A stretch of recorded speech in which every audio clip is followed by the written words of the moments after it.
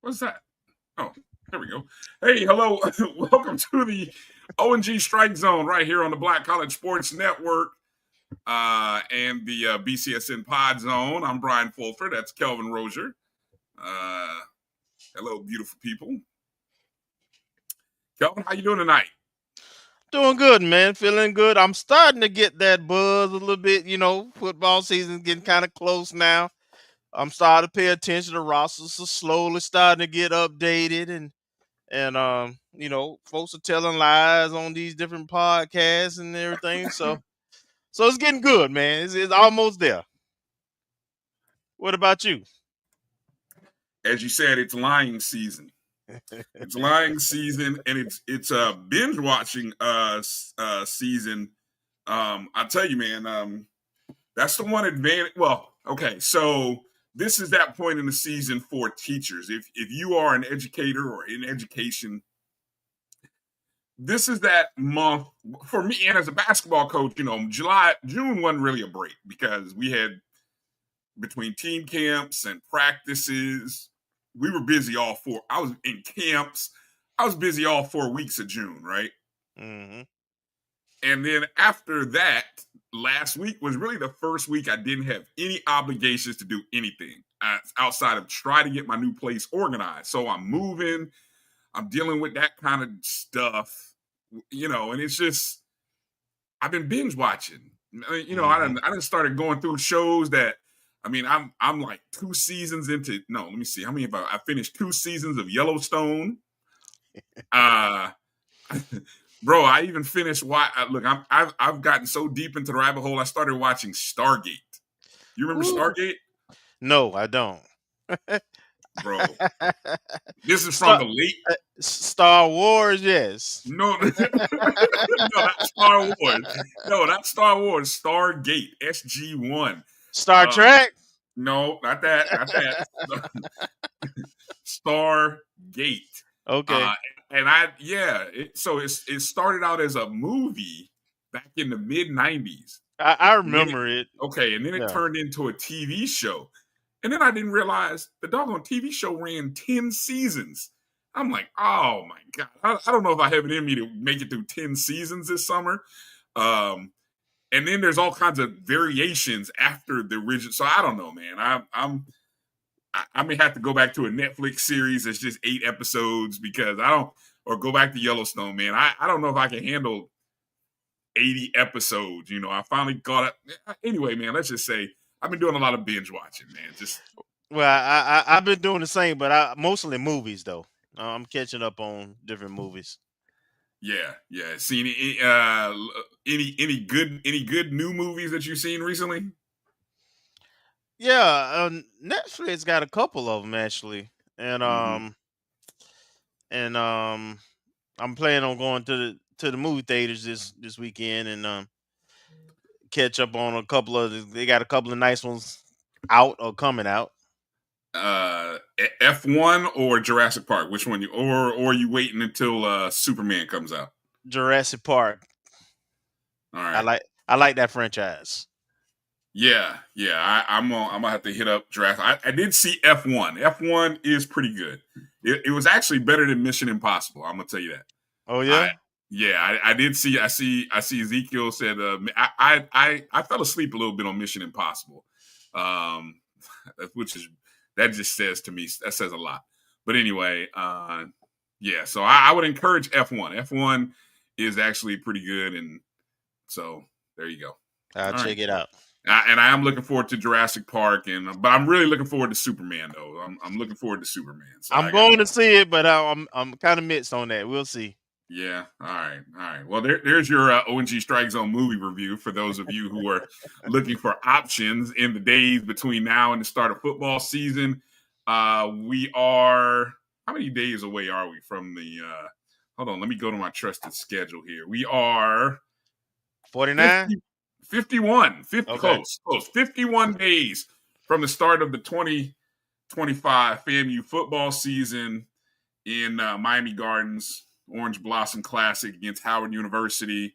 I am working to get our situation squared away for that weekend, Kelvin. So I'll just let you know that. I am working on that. It's in the works. We'll talk more about it as we get ready for media days, we're about a week away. This time next week, Yeah. it'll be media day. SWAC Media Day is exactly next Wednesday. Correct. Next Wednesday in Birmingham. We will be there. The Black College Sports Network will be there. We're gonna we out. Look, there's a lot of places. Well, actually, I'm not saying there's not. I'm rephrase. There's not a lot of places you can go to get live coverage. There's only one other place that you can go to get live coverage Right. of the SWAC Media Days. But if you want to hear from those voices that are part of Black College Sports Network, we will be there live beginning at 10. I guess it's 10 Central, 10 a.m. Central, 11 a.m. Eastern. And man, we go hard. We go was about 5 hours. We go about 5 to 6 hours of wall-to-wall content. We close it down. We the last ones there. Exactly. Yeah. The ESPN and put up shot. Tiffany's gone. Jay's gone. And we go hard. So we will hopefully be covering the entire SWAC, all 12 schools. So we will be there. You, me, Dr. Cavill, and the Inside HBCU crew. Carlos Brown, the Carlos Brown Show. I believe Carlos will be there. AD Drew, my partner, my co-host on the Sunday show, will be there. So we'll get to cover it in depth with you. Want to give a shout out. Marcus Green could not be with us tonight. He had some business, some emergency stuff to take care of. So Marcus is not hiding. So we're not going to throw him under the bus. Black Tony, y'all. Black Tony. But Marcus did do some work. So we will. Yeah. There is some recruiting information and news. Marcus has been on that. So we'll kind of go through some of that with you. A lot of other topics. It's kind of a free form Wednesday, as I kind of put it out there on Twitter. Did I end up retweeting it from my page? I don't think I did. Oh, here we go. Yeah. There you go. If you happen to catch this, if you're watching us on X via the Black College Sports Network, the ONG Strike Zone, go ahead and hit the retweet button if you would for us. Appreciate it. And we say hello to all of you watching us on YouTube, on Instagram. Not Instagram, but YouTube and Facebook as well. You can always make a comment, leave a comment for the show. I just got a text before we went live. I didn't think we would have any guests for tonight, Kelvin, but I got a guest from Ken Rashad of HBCUsports.com. Remember the old SWAC page, right? Yeah. Of course, back in the days when we were part of the MEAC fans page, Ken was part of the SWAC page. He was the founder and creator of the SWAC page, which then became HBCUsports.com. And so Ken is in the middle of he wrote a book. So on HBCU Sports 101, I believe, I'm gonna get the title right, but in the top of hour 2, Ken is going to join the show. Ken Rashad is going to join the show, give us an opportunity to kind of pick his brains about the book, give him a little early publicity about the book, and it'll give us a chance to kind of talk about the SWAC Media Days, because I know Ken will be there. He's usually there. Right. So we'll talk about that. And yeah. But officially, we will announce the official nominees for the ONG Awards, which will be, hold on, let me put it out there officially. The 2025 ONG Awards, the third annual ONG Awards, representing the best in Florida A&M University athletics. will be July 23rd. Now, notice that's 2 weeks from today. So that gives us a week or so to do the voting. And then the actual presentation will be the week after media days. So we made that adjustment because, we realized somebody had it set for next week. I don't know what that guy was thinking about. But we will go through the official nominees. I know there's a little controversy with some names that were omitted by by somebody last week. And then some selective editing. Some selective editing. And we'll go through all of the nominees as well as the teams of the year and the memorable moments. So we'll go through all of that coming up here on the show. But let's do the roll call. Let's go through the roll call and say hello to the family that's joined us, who got in. We apologize. I think we started the stream a bit late. That's on me. And so we want to say hello to everybody. Let's see who's first in the building. First in the building was Marvin Allen. Good to see you, Marvin. Appreciate you coming in. Jimmy Mack. J Mac checking in. Good to see you, Jimmy. Melissa Wilson also getting in early. Look at it. All these Rattlers getting in here early. What? Kenneth, is that what? Okay, Kenneth Roger's in the building. I don't even know who that is. I was looking for another name. That's right, Ken and Alice. All right, there you go. Hey, he gave him his name back.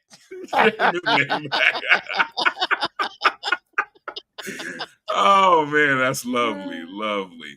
Hello to you, Meredith. Good to see you. Thank you for being a JBN subscriber on my JBN Online. Same to you, Gail. Thanks for being a JBN subscriber. What's up, Meredith Gail?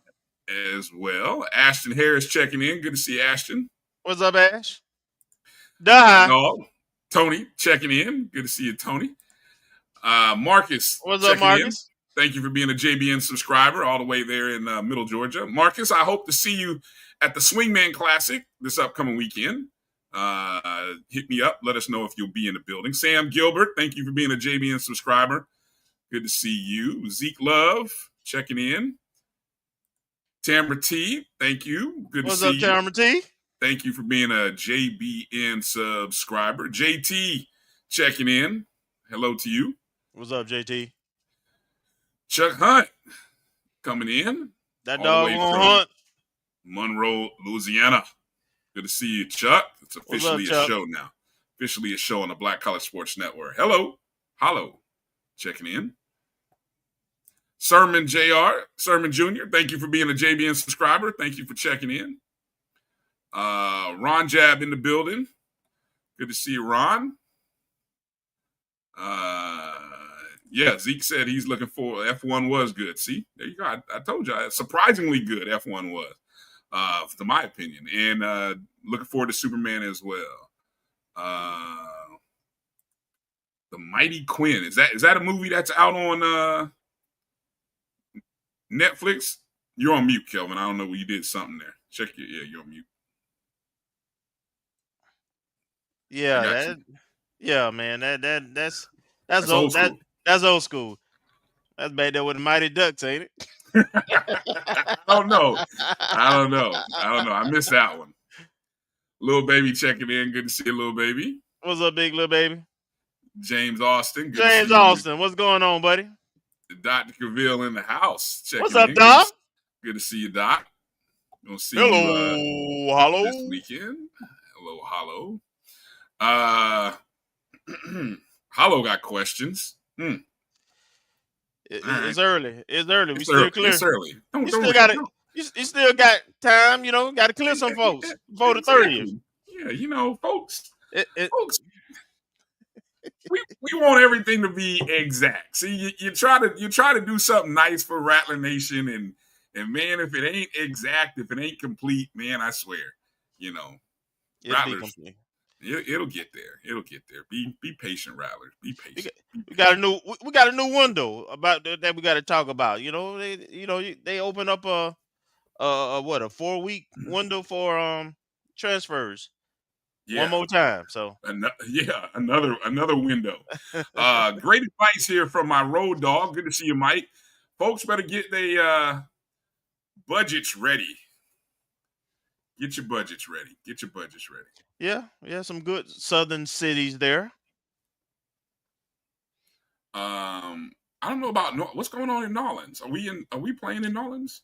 Well, his bus is people are staying in Nolens, but they, and going over to Baton Rouge. Okay. All right.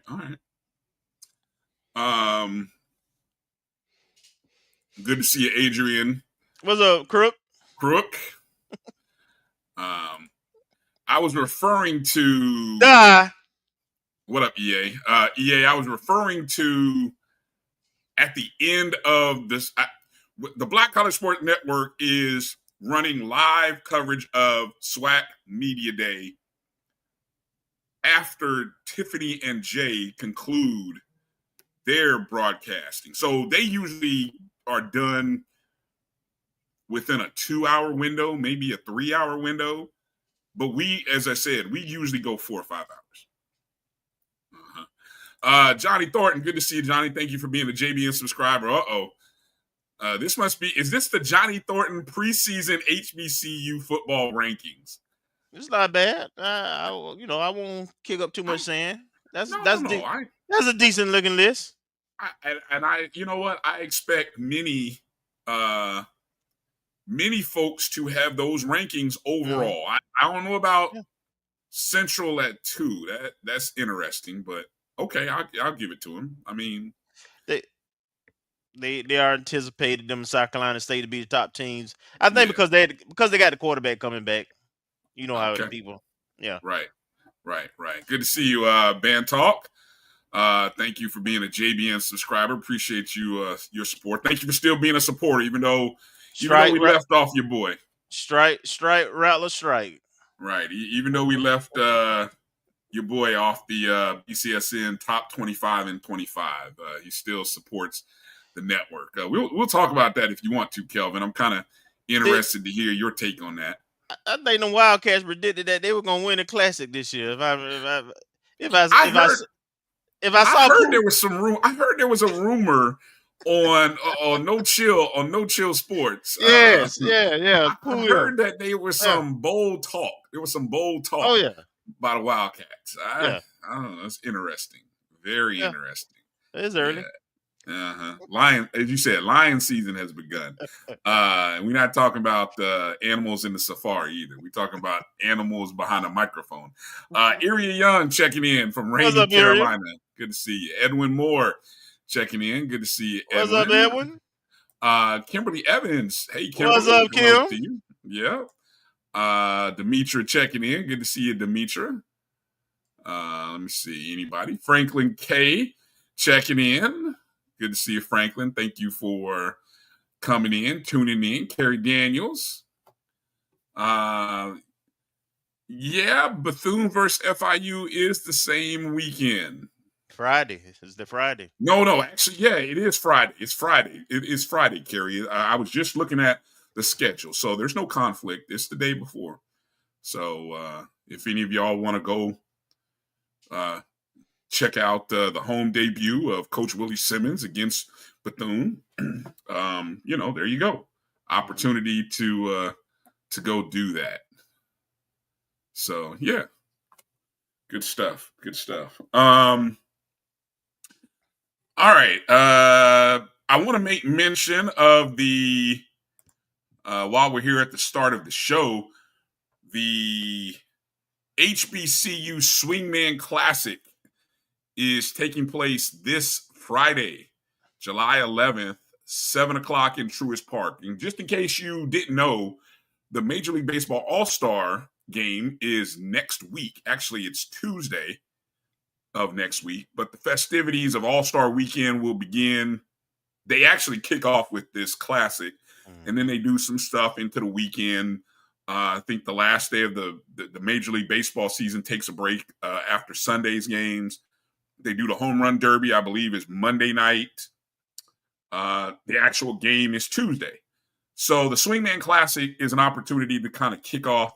And have you caught any of the promotional stuff that our fellow alum Roy Wood has been doing on social, Yeah, and in the mediaverse. no, Roy did a great job, man. I saw he came on podcast and talked about it. But no, man, I love it. Roy. A lot of people don't realize Roy. When he was at FAMU, he not only was he journalism major, but he was, I believe, the editor of the FAMU and students paper for sports. So Sports section? yeah. Was he really? Yeah. So Okay, I missed yeah, that. yeah. He ain't new to this. No. I dropped the ball. I have failed to reach out to him. I did. I reached out to him, but it was a little late. Okay, yeah, I would love to get him. I know he's got Yeah. a book that I saw that's coming out in October. But sometime between now and then, I'd love to get him. But his social media team, they do a great job. So Mhm. I'm always seeing fresh content from him. So if you're not following Roy Wood Jr., ex Jedi, I would imagine, I hope that you would or do. But he's done some real nice digital shorts. I think they've highlighted Southern, Grambling, Alabama State, and I think Texas Southern were the 4 schools. And speaking of that short, did you see the baseball facility for Southern baseball? Did you see that? No, I ain't seen anything new. Okay, I'm just gonna say it's dope. I'm Yeah, it's nice. Yeah, jealous. yeah, it's I very mean, nice. I'm just gonna say it out publicly. I mean, they got a lot to celebrate and recognize, but man, whew, well, all right.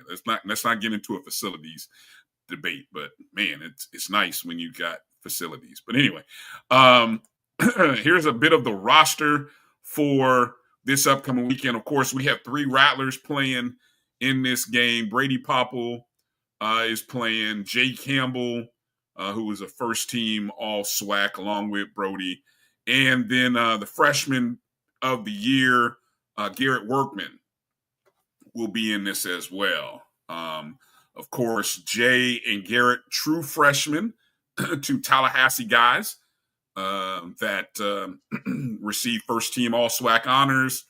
Of course, Brody has really had a great season, and we did learn that Brody is in the transfer portal, but he's a FAM graduate. He did graduate, and if you guys caught our interview with Coach Shoup, he's got 1 year eligibility left, and I think part of the move is around pursuit of either degree or an opportunity to really get one last chance to shine on a bigger stage Well, and he pursue a dream of playing in Major League Baseball. yeah, he's anticipated to be a draft pick in this year's draft. So if the number's right and he's drafted high enough, and he's that kind of dude, he's got pro potential. Then he'll probably end up going pro. But as Coach Shoup, who I talked to, and he will be in Atlanta on Friday also at the Swingman Classic.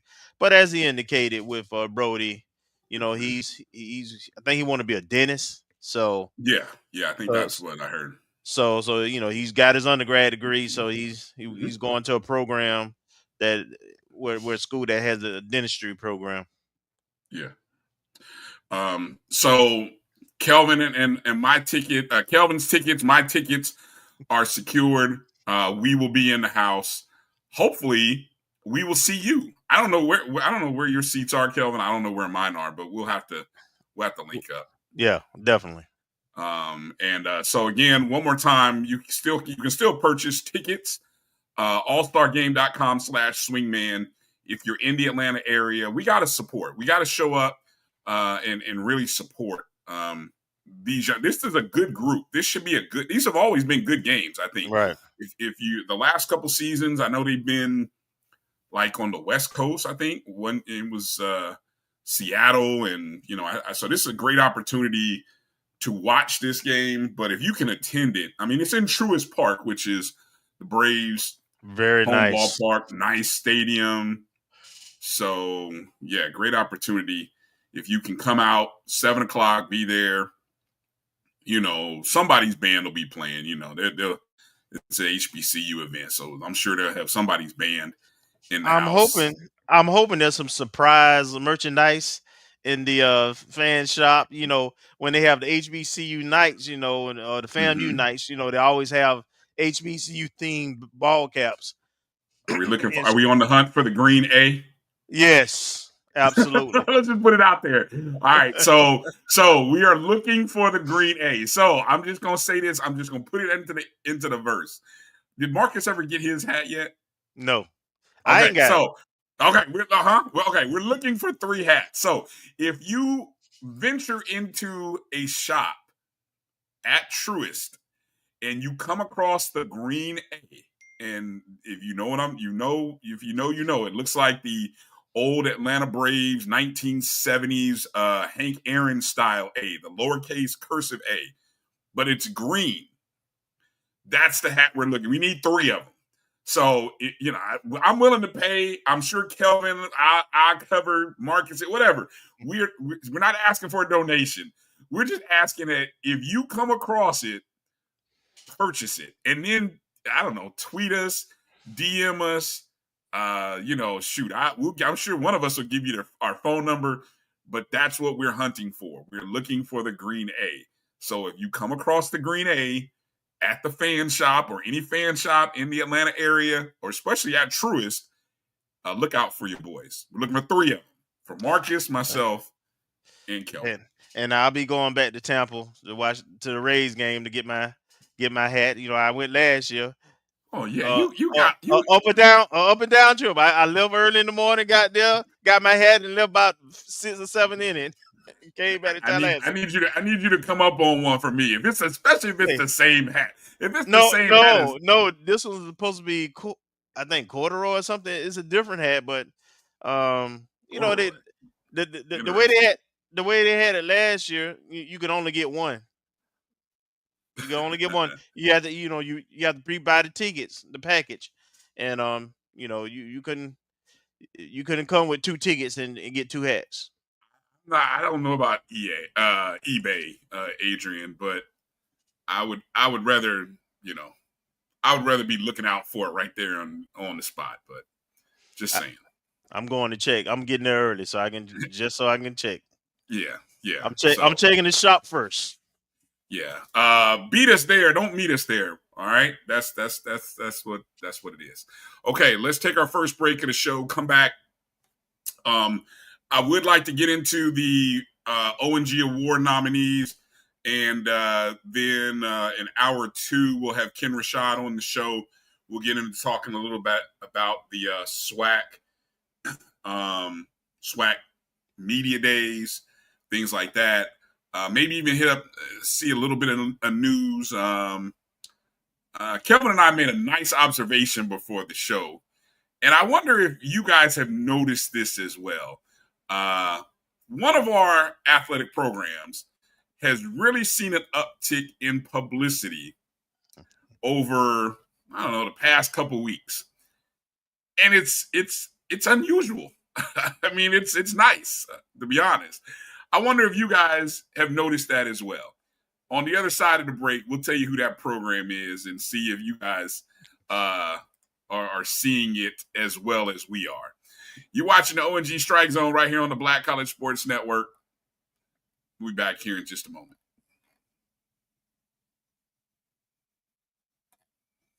I don't know where my commercials are. What the heck? Oh, we'll be back. Hold on. Right now. Okay, I found it. Yeah, we'll be back. I found it.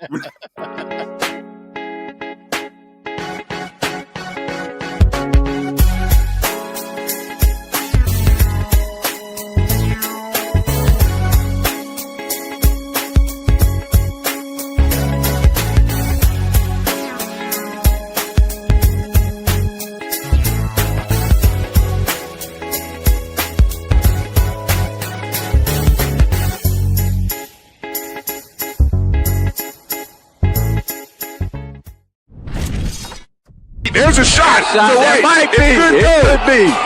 Right field. Grand slam. What a shot. That's how you get hot, young fella. Thank you guys for what you do for HBCU athletics. This is a fantastic avenue for all of us. This is our ESPN, so we love what you guys do, and all you guys at BCSN. We really appreciate what it is that you guys do for us.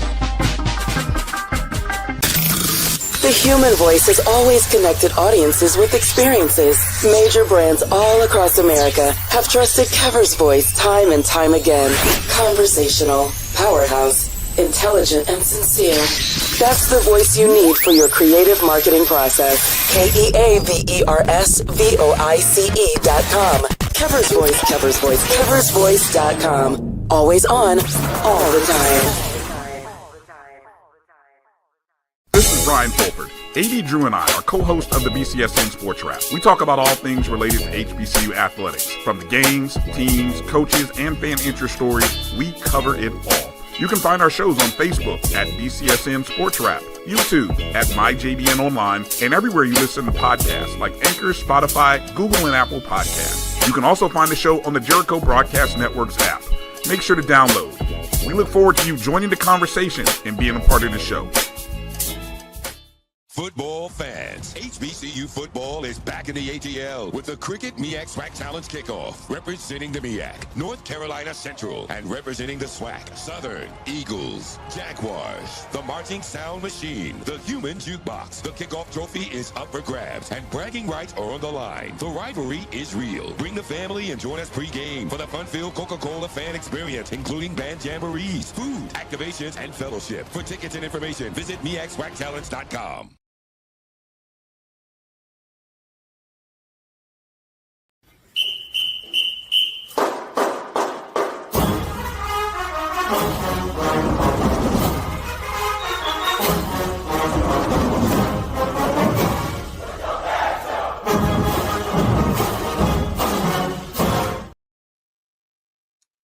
All right, welcome back to the O&G Strike Zone. Bryan Fulford, Kelvin Rozier here. Want to remind everybody coming up here at top of hour 2, Ken Rashad of HBCUsports.com joining the show. Ken recently wrote a book called HBCU Sports 101, a guide to understanding Black college athletics.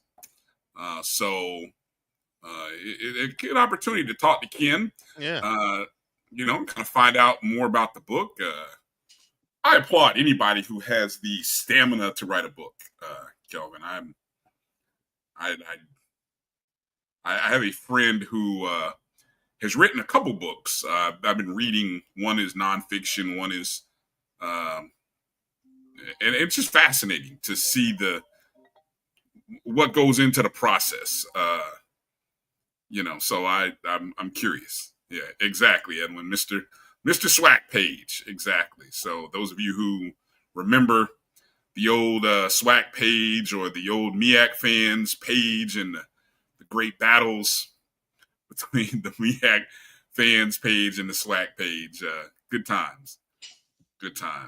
And if I remember correctly, I think before the SWAC and MEAC page were put together and on a server, I think I came across Ken and some folks I think CNN had like a message board or something. And I think that message board was the really beginning of the SWAC and the MEAC fans page. Okay. Man, good old days. Yes, sir. Message board. Gotta love it. Gotta love it. Okay. Let's quickly go through again the official nominee list for the third annual O&G Awards, which will be now again, those of you who are not familiar with how these awards are, we present the nominees. Our listeners, our viewers, you are the ones who make, you vote, and along with us, and we recognize the best of these categories, and these categories are deep. So we'll put the links out sometime going into this weekend, And then all of next week, give you an opportunity to vote on the various categories, various people. And so it'll be kind of fun to kind of watch. But here we gave out some names last week and some categories we left off. So let's go through the rundown of the ones that we gave out last week. Let's start with the Sports Administrator of the Year. You can see the categories there. We've got Rhea Floyd, Brittany Johnson, Angela Suggs, and John Tornes for the Sports Administrator of the Year. Anything that you didn't get to from last week that you want to add for this week, Kelvin? No, I don't think I have anything to add. You got compliance, you got SWA, you got AD who stepped in the middle of the term and hired a softball and basketball coaches and oversaw a successful year. And you got Rhea who kind of misdo it all. So all good candidates. All right. Our support staff of the year. We do like to recognize the people behind the people who are out front, and a lot of these individuals are instrumental in the success of FAMU athletics. Fenoris Hayes, Kenneth Lassiter, Dr. Ebenezer Oriaku, Jeff Walker, and LaDon Pritchett, all instrumental in the success that FAMU has in various forms and fashions. So you'll have an opportunity to kind of read a little bit about their bio when the information comes out, or if you caught last week's show or missed last week's show, we kind of went through the roles of these individuals. We also like to recognize our assistant coaches. So not only do we recognize the players, we recognize the coaches, we recognize the assistant coaches. The Women's Sport Assistant Coach of the Year, the same 5 people who were nominated last year made it back in this year. They still doing a great job. Still doing a great job. Hey, we're blessed to still have them on staff. And I know the head coaches are blessed to still have them on staff. We have 2 former winners on this. Of course, Miss Felicia Barnes working with our cheer squad.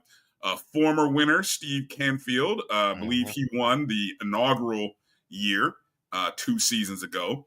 Last year, Dante Genie, Coach Genie, he was the winner last year.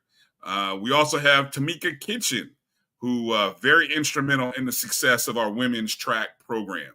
And then, of course, Coach Earl Wade, who has been a staple helping Coach Nikki with FAMU's championship tennis winning program. So all great individuals. And, we'll see. Will we get a repeat winner or will we get a new winner this year? This will be a fun category to watch. Right. Our men's sport assistant coaches of the year. We have 3 new individuals and 2 returners nominated. We have Coach Henry Burris representing the football program, Robert Deadweiler II representing track, Mulby Dillard IV, alum, also the golf assistant coach, Jeremiah McCullum, the pitching coach for our baseball program, and Coach Brett Richardson, also with our baseball program. Coach Richardson and McCullum received nominees in this category last year. So shout out to those gentlemen. Now we move to the head coaches for our women's sport coach of the year. This is going to be a tough category. Yes, it is. Tough category. We got Coach Beal for softball, first-year coach, and what a job she did coming in October, mind you. Yeah. Coach Ellen Wood won another championship with the track program. Coach Houston, Coach Nikki wins another SWAC championship.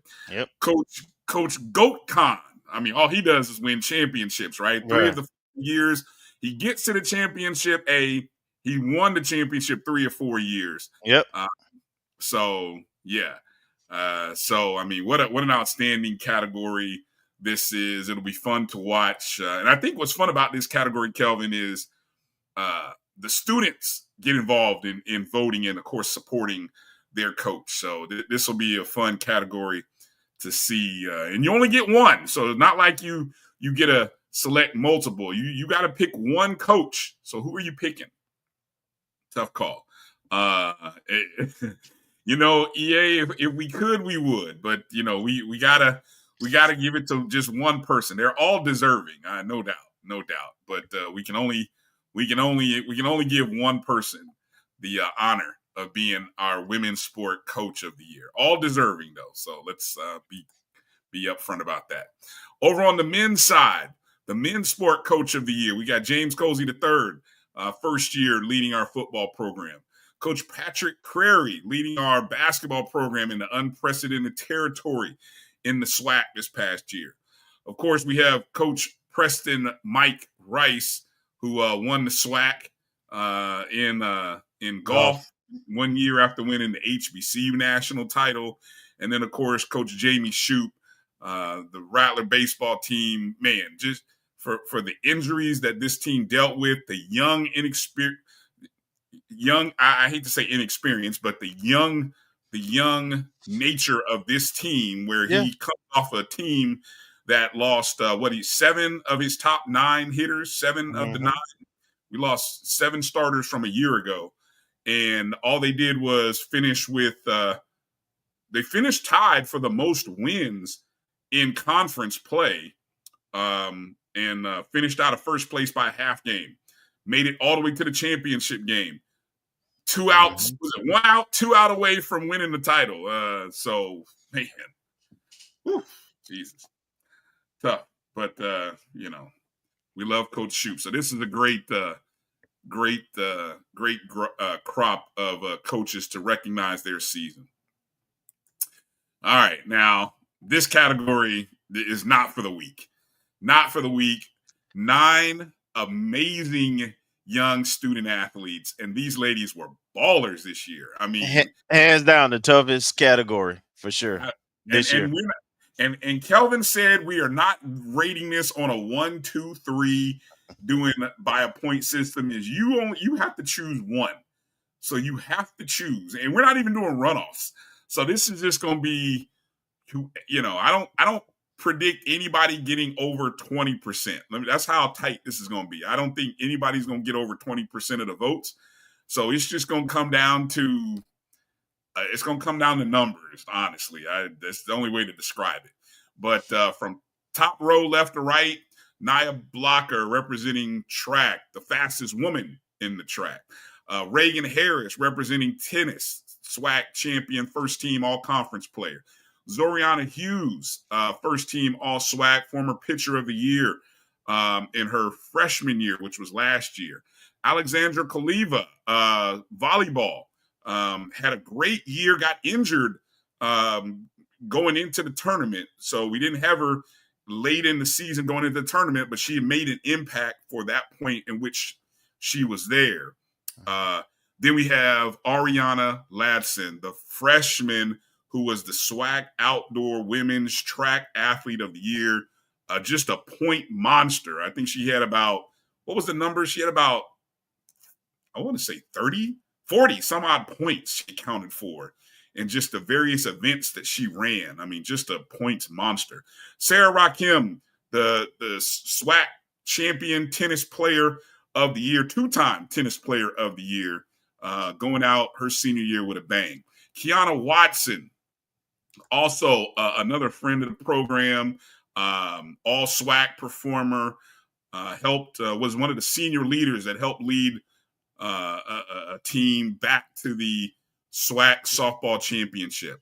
Then there's Brooke Lynn Watts, one of the baddest women on the volleyball court, SWAC champion, kill monster, and she did her thing this year. And then Genesis Whitelock, also an all-SWAC tennis performer as well. So 9, woo.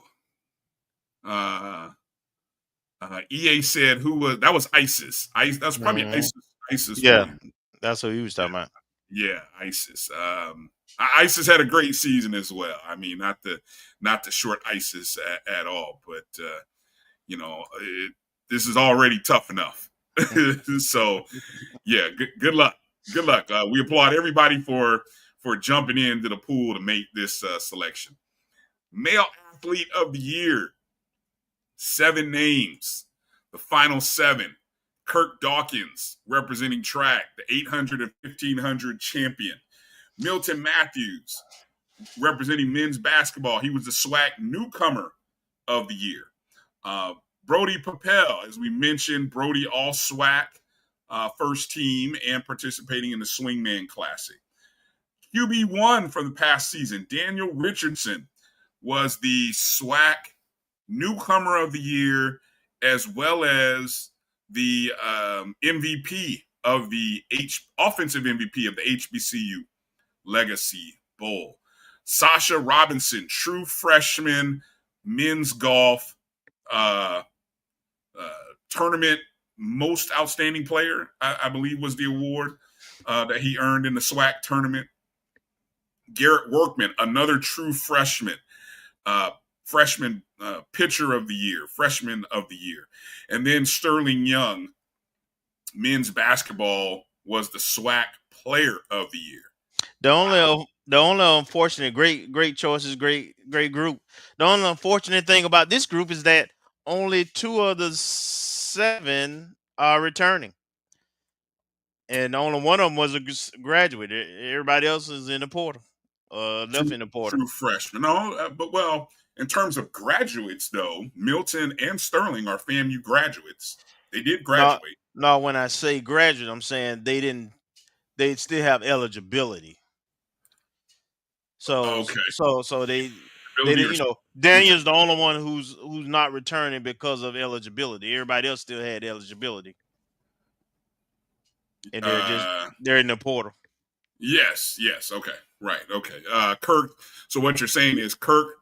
Obviously, we just heard the news recently. Kirk Dawkins is in the portal. I think he already committed. Well, I mean, he's already he's going. Starts with an I, doesn't it? I was somewhere around there. Yeah. Yeah. It's a Big 12 school, if I'm not mistaken. Iowa State. Yeah, Iowa State. You might be right. Yeah. Kirk. So Kirk Dawkins, of course, Milton transfer portal, Brody transfer portal, and Sterling Young transfer portal. But again, Milton, Brody, Sterling, all graduates of Florida A&M University. So, and Daniel Richardson, graduate. Yep. Yeah. So we want to definitely recognize them. Okay. Now, a couple categories that we did not mention that are the final categories, and they are the team categories. So here are our team categories, Kelvin. How about the men's sport team of the year? We have 4 teams to choose from: football, men's basketball, baseball team, and our championship golf team. Those are the 4 programs that are going to be recognized. Any initial thoughts on that group there? You know what I always say? We value championships. We do. Now this one will be a little tougher. Speaking of valuing championship, the women's side. Look at this list. We've got the SWAC championship volleyball team, our East Division winning softball team that finished runner-up in the SWAC championship game, our championship tennis team, and our championship outdoor track team. I should say outdoor track, not 4x400. That's the women's outdoor track. So I gotta fix that graphic. Saw that. Thanks. That's how about that category, Kelvin? Love it, man. I mean, we winning, a lot of success. I love it. Yeah. Okay. And let's go to the moments of the year. Another category that we've always had fun talking about, and that is the moments of the year. Now, I am open to taking suggestions over the next couple of days. So as you see these, I am open to suggestions if you have a thought here on this list. Okay, so let's do the women's list. And we got 4 items here. Nominees for the most memorable moment of the year. Of course, we have the volleyball championship match against Jackson State, where we defeated them 3-1. After losing to Jackson State in the regular season, we rebounded and took them out. They were the 1 seed. We also have the women's outdoor track and field performance on the last day of the SWAC Outdoor Championships, where we won the, what was it? We won the 100, 200, the 110 hurdles, the 400 hurdles, the 4x1 relay. So that's 5 events. And we still claiming the 4x4. We still claiming the 4x4. We smoked the field in the 4x4, even though they DQ'd us. We would have really run away with the score on the last day, but it was just the whole watching us accrue points, and it wasn't just winning it, but having 2 or 3 rattlers point, whether it be 2nd, 3rd, 4th, 5th, that really made the difference in those events. Yeah, and 11. I think after 11 events, we was like in 4th place, 4th or 5th. Yeah. So it really took those last few events to bring that home. We also had our tennis championship match against Jackson State. That one we, had to. I don't remember or recall exactly what our seed was going into the tournament. I think it was maybe 3rd. Going into the tournament, but we had to take care of Alabama State in the semifinals. I think we were tied for 2nd, if I remember correctly. Okay, well, we took care of Alabama State, who beat us in the championship game a year ago, and then had to rally to handle business in the championship game against Jackson State. So anytime we beat Jackson State in the championship, that's a beautiful day. And then, of course, softball. How about the softball SWAC? And Kelvin, it wasn't just 2. I noticed it was actually 3 walk-off wins in this tournament that we had. We had the opening day in which we had a single by Townsend against Grambling. Then we had Brianna Duggins had a single which won a game. I forgot. I think that advanced us to the semifinals. I forgot which. I think that one was against Grambling too. So I think we had 2 walk-offs against Grambling. I got the video, so maybe next week or in the finals I'll show that. And then of course Kaylee Spooner with the shot heard around the world. Yeah. The walk-off home run to knock out Coach P and Alabama State in the last game of the elimination bracket, which pushed us to the championship. That was an outstanding performance. Yeah. Outstanding. Yes. So again, those are the 4 events. So basically you got volleyball, women's outdoor track, tennis, and then softball's SWAC tournament run. Over on the men's side, it's a little bit deeper. It's a little heavier on the men's side. And, of course, memorable doesn't always mean happiest. Positive, right. It doesn't always mean the happiest moments. We've got the home winning streak coming to an end against Valley. You've got comeback wins by football in the opening 2 games of the season against Norfolk State and South Carolina State. We had to rally. We trailed at the half in both of those games and had to rally to win. Dramatic win over Alabama State spoiled their homecoming. So, I mean, whenever we can do that, that's a beautiful thing. Kirk Dawkins. How about his dramatic runs? Kirk Dawkins, That's my favorite. Dramatic runs. And the indoor is where he was blowing kisses, right? And then the outdoor, he was just, running from behind, smoking people. So Kirk had some memorable moments on the track.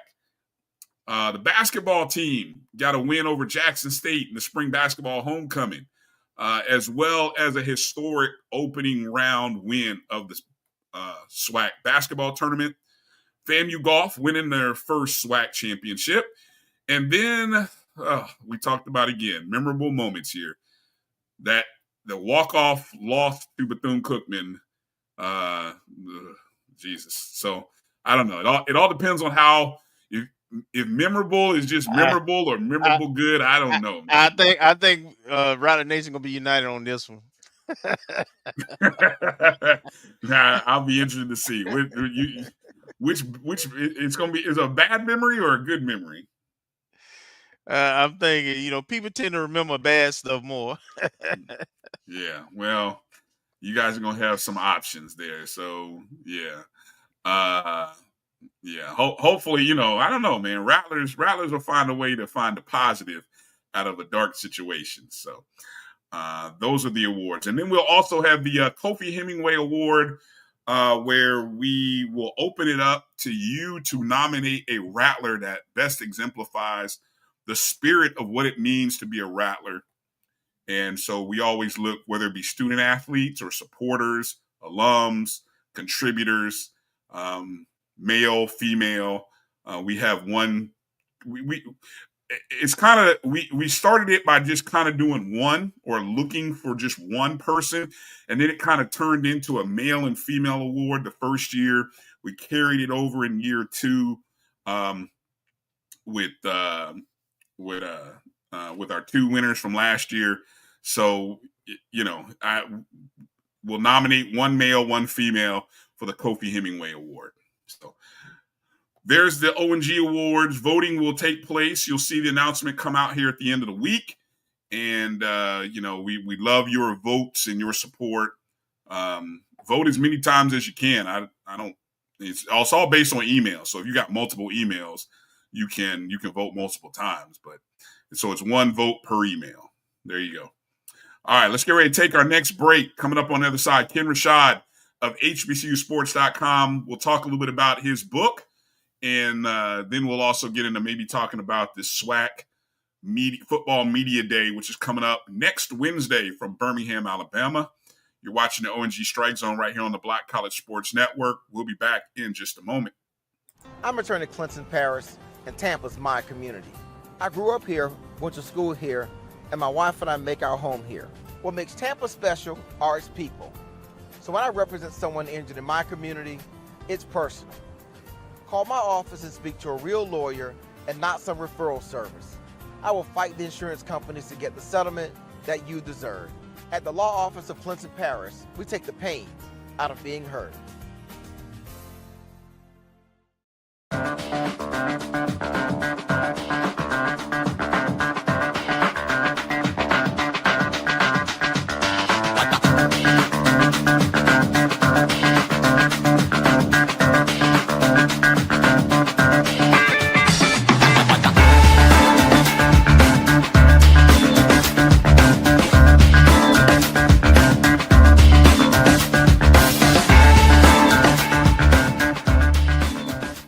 It's never too early to plant the seed, to share the tradition, and instill a sense of pride in your HBCU with your little ones. HBCU Pride and Joy Children's Boutique helps you share your school spirit with a wide selection of adorable kids apparel and accessories officially licensed from your favorite HBCU. Visit hbcupridejoy.com and follow us on all social media at HBCU Pride Joy on Facebook and Twitter. Sugar Chateau Desserts is a specialty bakery located in the Charlotte, North Carolina metro area. We will create delicious and one-of-a-kind treats for any occasion. Sugar Chateau is currently shipping cakes in a jar, offering a variety of different flavors in a single-serve container that can help you celebrate in accordance with social distancing. Place your orders today by calling 803-526-7895 or visiting sugarchateaudesserts.com. You're looking for the latest information on Southern University sports, the Southwestern Athletic Conference, and HBCU athletics. There's only one place to go. Tune in to the Carlos Brown Show, exclusively on the Black College Sports Network. Attention football fans. The Cricket MEAC SWAC Challenge Kickoff is back in Atlanta on August 23rd. Representing the MEAC, North Carolina Central, and representing the SWAC Southern. Join us at Center Park Stadium for a full day of tailgating, football, and bands. For more information and tickets, visit MEACSWACChallenge.com.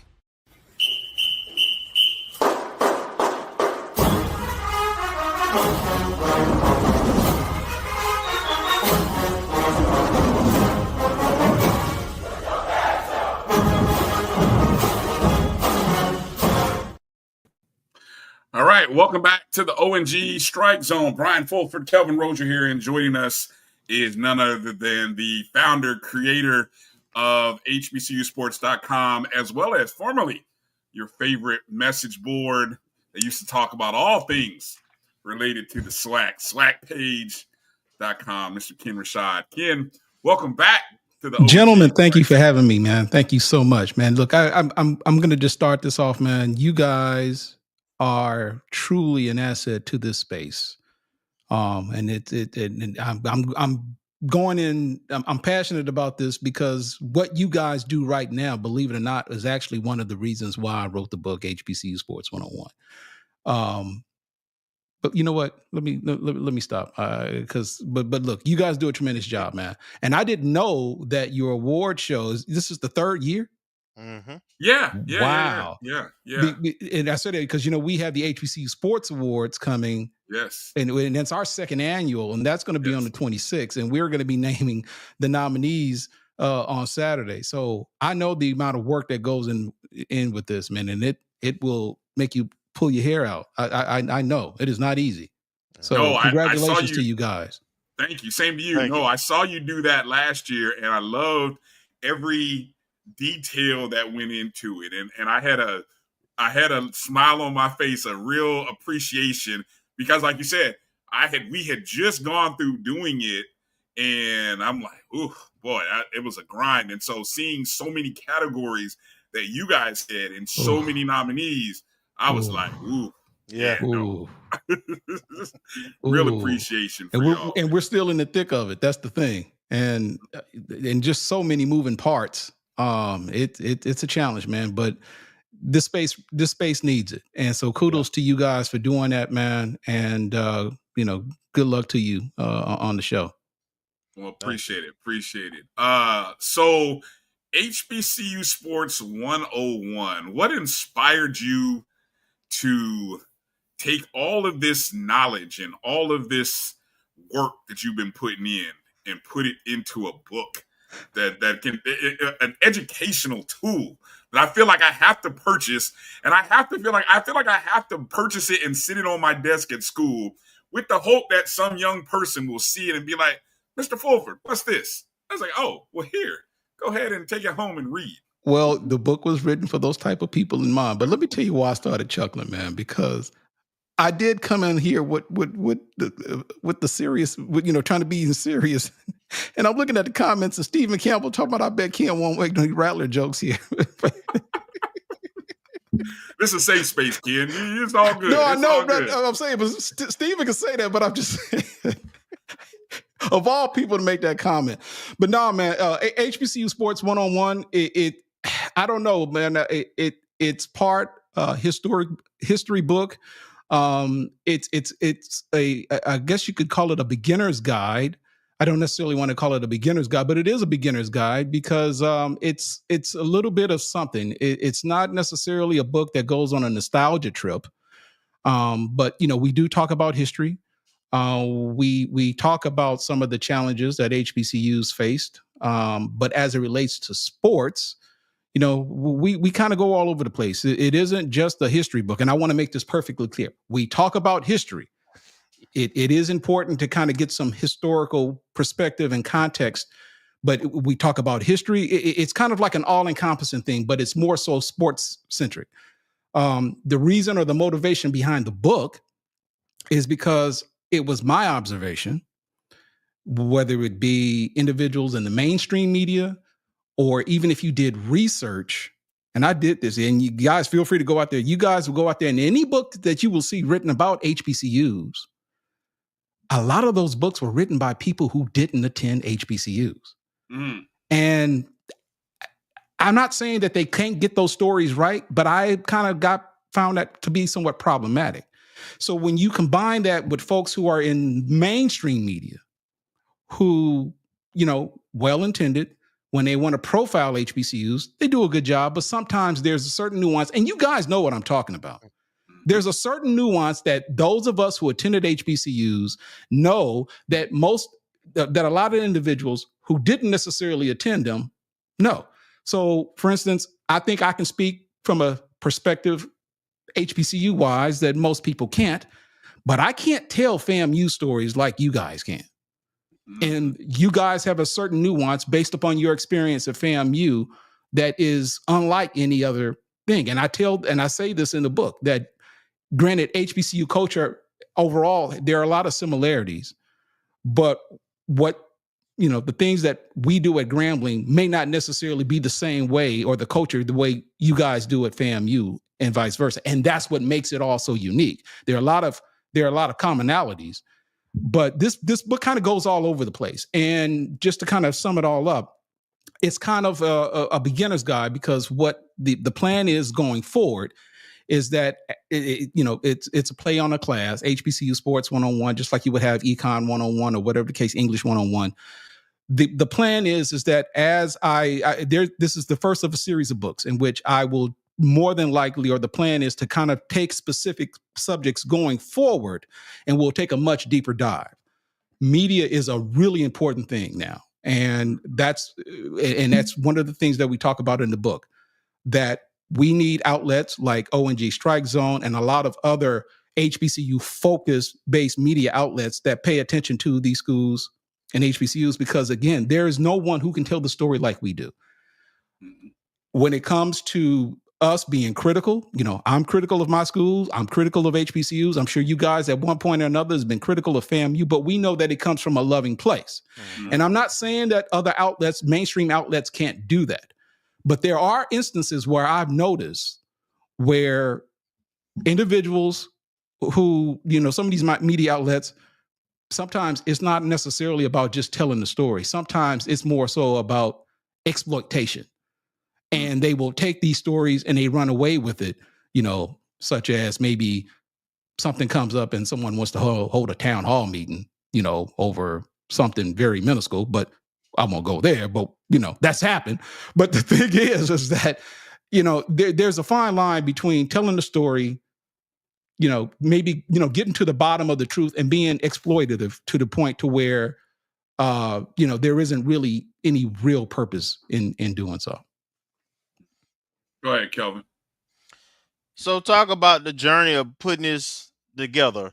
When did you first get the idea? How long did it take you to do it? And just tell us how the sausage was made. Bro, let me tell you something. I heard Bryan make the comment earlier about writing a book. Bro, let me tell you something. Probably one of the most challenging things I've ever done. And when I tell you, I can't tell you how many times I wrote this. I wrote it, rewrite, you read it. Nah, that ain't right. Got to go deeper. I had a couple of people who I know, some family members actually, who kind of read some of the drafts that I read, and he was like, Ken, this ain't it. I'm like, what? That's dope. And it was like, no. And as you go through the process, as you constantly go through the process and you do a deeper dive, you begin to realize, okay, I see what this is about, how this works. And look, man, it was a process. So to put like this, the initial thought came about a year ago. Really, the thought of me literally doing this happened about May of last year. And full disclosure, I was at a business conference in Tampa, Florida, in May. And it was at that point that I realized you got to do this. And so, kind of getting my feet wet, trying to get a feel for how this all works. I just said, you know what, let's go ahead and go for it. And given that I wanted to leverage the downtime that we have since school is out before we kind of go into the fall, I figured this would be an ideal time to kind of really get into it and, to take that time and to write the book and get it off the ground. So how long did let me ask the question this way. So how difficult was it to shop? Did you shop the book or did you self-publish? Talk about that part of it. Yeah, so this is a self-published book, and for those authors, those indie authors, it's not like somebody, Penguin House or someone came asking me, what a book deal. No, this was 100% self-funded. The information was there, but again, there's a process. There's a right way and a wrong way to do it. Book formatting. It was a complete process. But this book is 100% self-funded. A lot of the books out there nowadays, a lot of the books that you get out on Amazon, those books are independently published, or they work with publishing companies that specialize in working with independent publishers. So no, there is no book deal coming from nobody's giving me a large check or anything like that. But I just simply saw this, and I'll be honest with you, I didn't necessarily do this for the money. Right. I did it because I found and I see that there's a void out there. And I'm gonna just be honest with you, for anyone else out there in the HBCU space, if you feel driven or led to do so, to tell a story or something that you feel is lacking in the marketplace, by all means, do it. Yeah. These stories need to be told. And if we don't tell our own stories, we kind of put like this. To his credit, when I did the research about HBCUs and authors, Kenyatta Cavill was pretty much like maybe the only person that I know of who wrote a book several years ago. Shout out to Dr. Cavill, by the way. Mm-hmm. And, he was kind of like the person who kind of like said it. He set the foundation on this.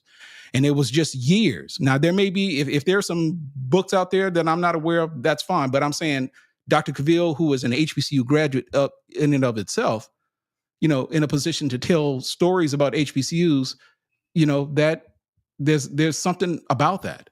And so when I put in consideration my years, I've been covering this man for well over 30 years. And as a product of an HBCU, I just felt, I've been kind of telling these short stories for all of this time.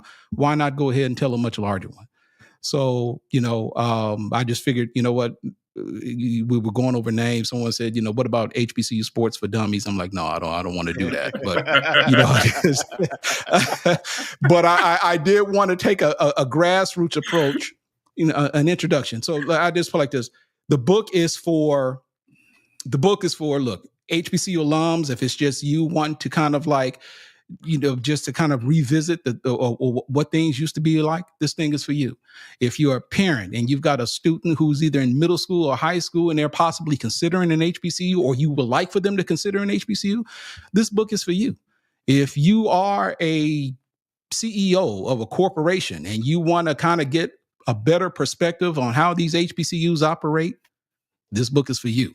And, it's for anyone. You don't necessarily have to be an HBCU graduate, but I think, and I'll put it like this, there may be people, and I see Dr. Cavill out there, now granted, this book may be beneath Kenyatta. I mean, he is a professor, by the way. So a lot of this stuff he may very well know, but I am here to tell you that there is likely something in this that everyone can benefit from. And I'll be honest with you, in the process of doing the research that I did, I was surprised at a lot of the things that I wasn't aware of. So, I've learned a lot just from writing my own books. And I'm like, how did I not know this? So there's something in there for everyone. And someone asked how you can get the book. Go to KenRashad.com, KENN Rashad.com. You can purchase the book. And the book is going to be officially released on July 18th. But if you pre-order right now, you'll not only get, and if you decide to get the bundle, you'll get a signed copy as well as the digital book immediately. So you'll get the ebook delivered to you right away, and then a signed copy will come once it goes public. and I'll make sure to get it to you, and I'll personally sign it for you. So that's how you can get the book. There you go. There you go. Good stuff. And I do have that scrolling down there at the bottom as well, guys. So appreciate everybody asking. Okay, so before I get to EA's question, I have a question related to FAMU.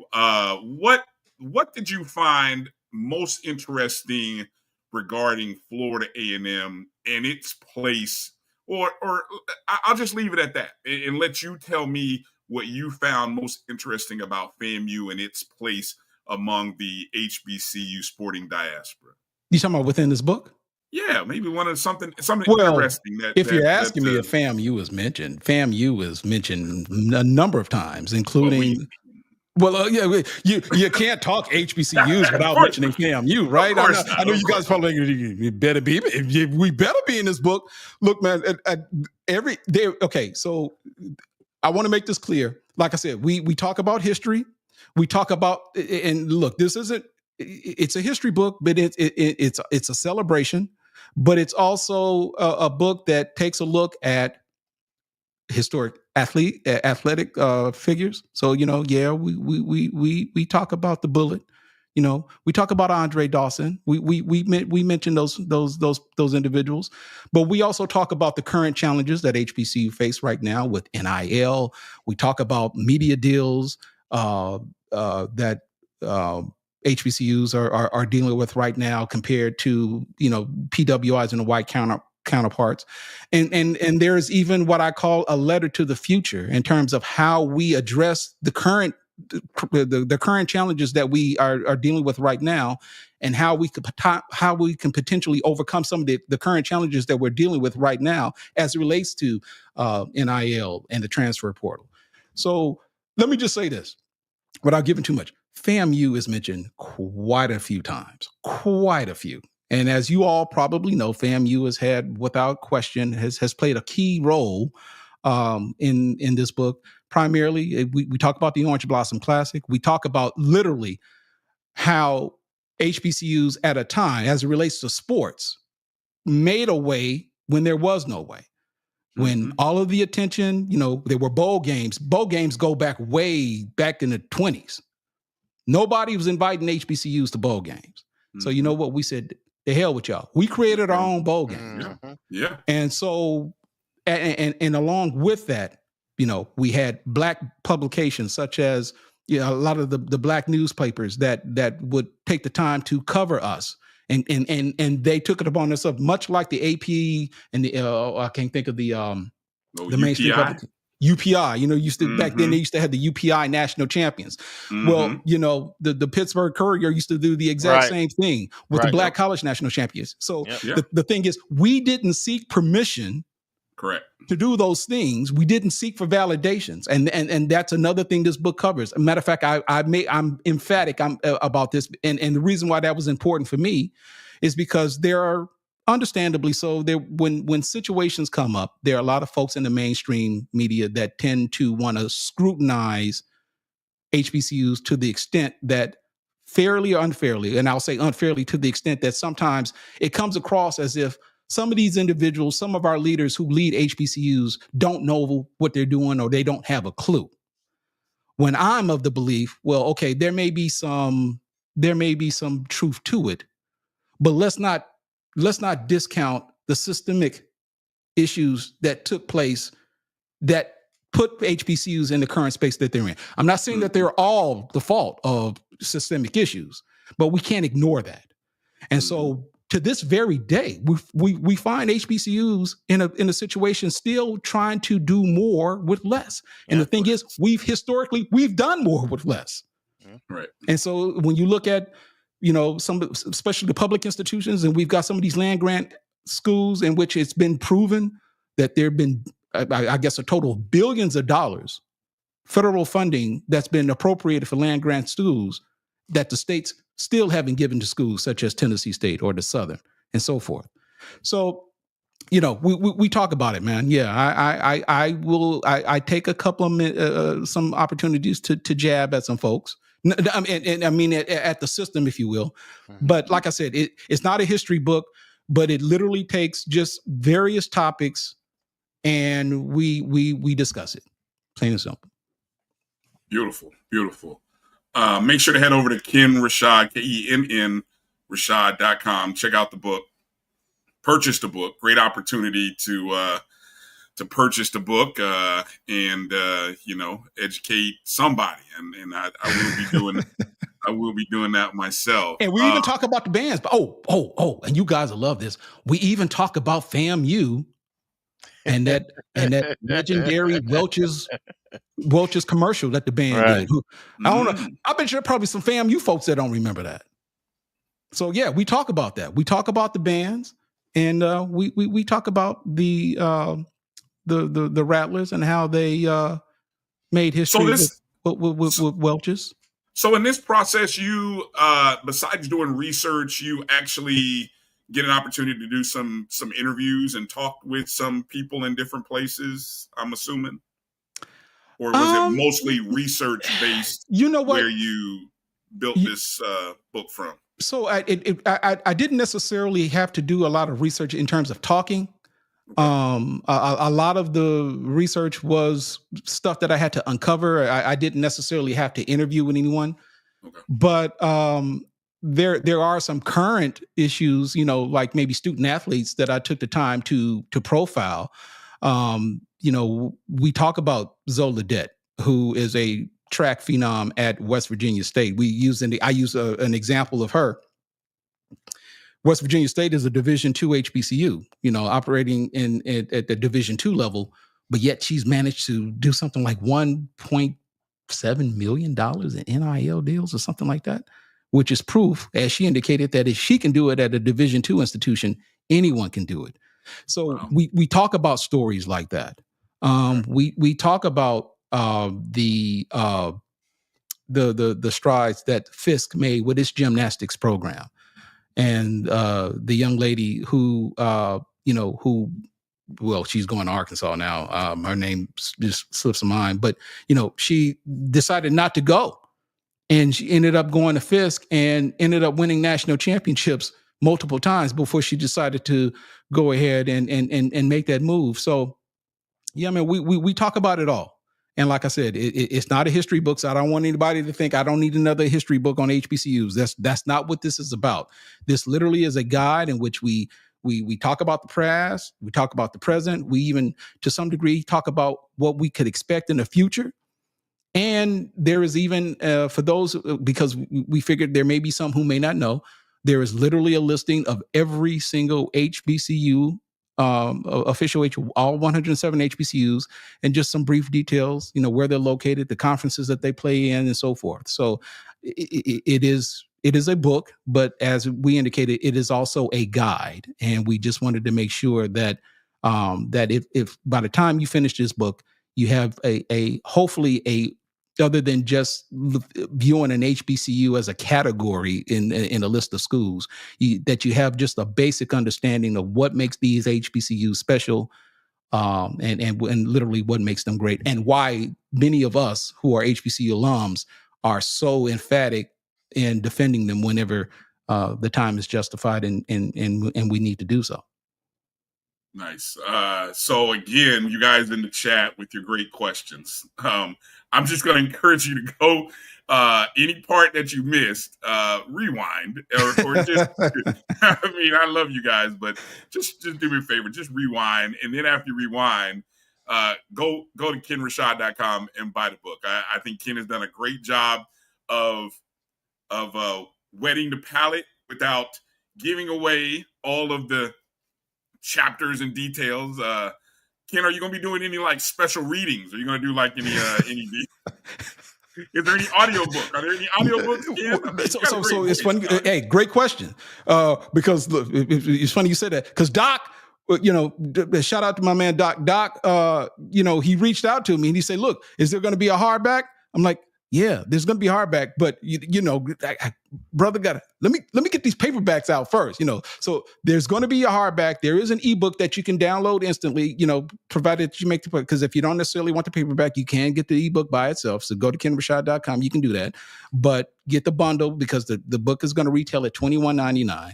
And I'm saying get it now, because if you buy it, once it goes live on Amazon, I'm not going to be able to sign that book. But you can get it from me directly, $21.99. I'll sign it, make sure I ship it to you, and in return, you for the bundle of $24.99, you can get that and the ebook, and you can have the ebook downloaded to you right away until the actual physical book gets to you. So yeah, it's paperback right now. There's an ebook version. There will be a hardcover edition coming, and there will be an audio book. So all of those bases are going to be covered. But there's only one person.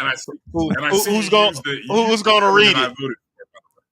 Who's going to read it? Yeah, the audio. I'm saying, who voice you going to use, Ken? I'm going to use mine. Okay, that's what. There you go.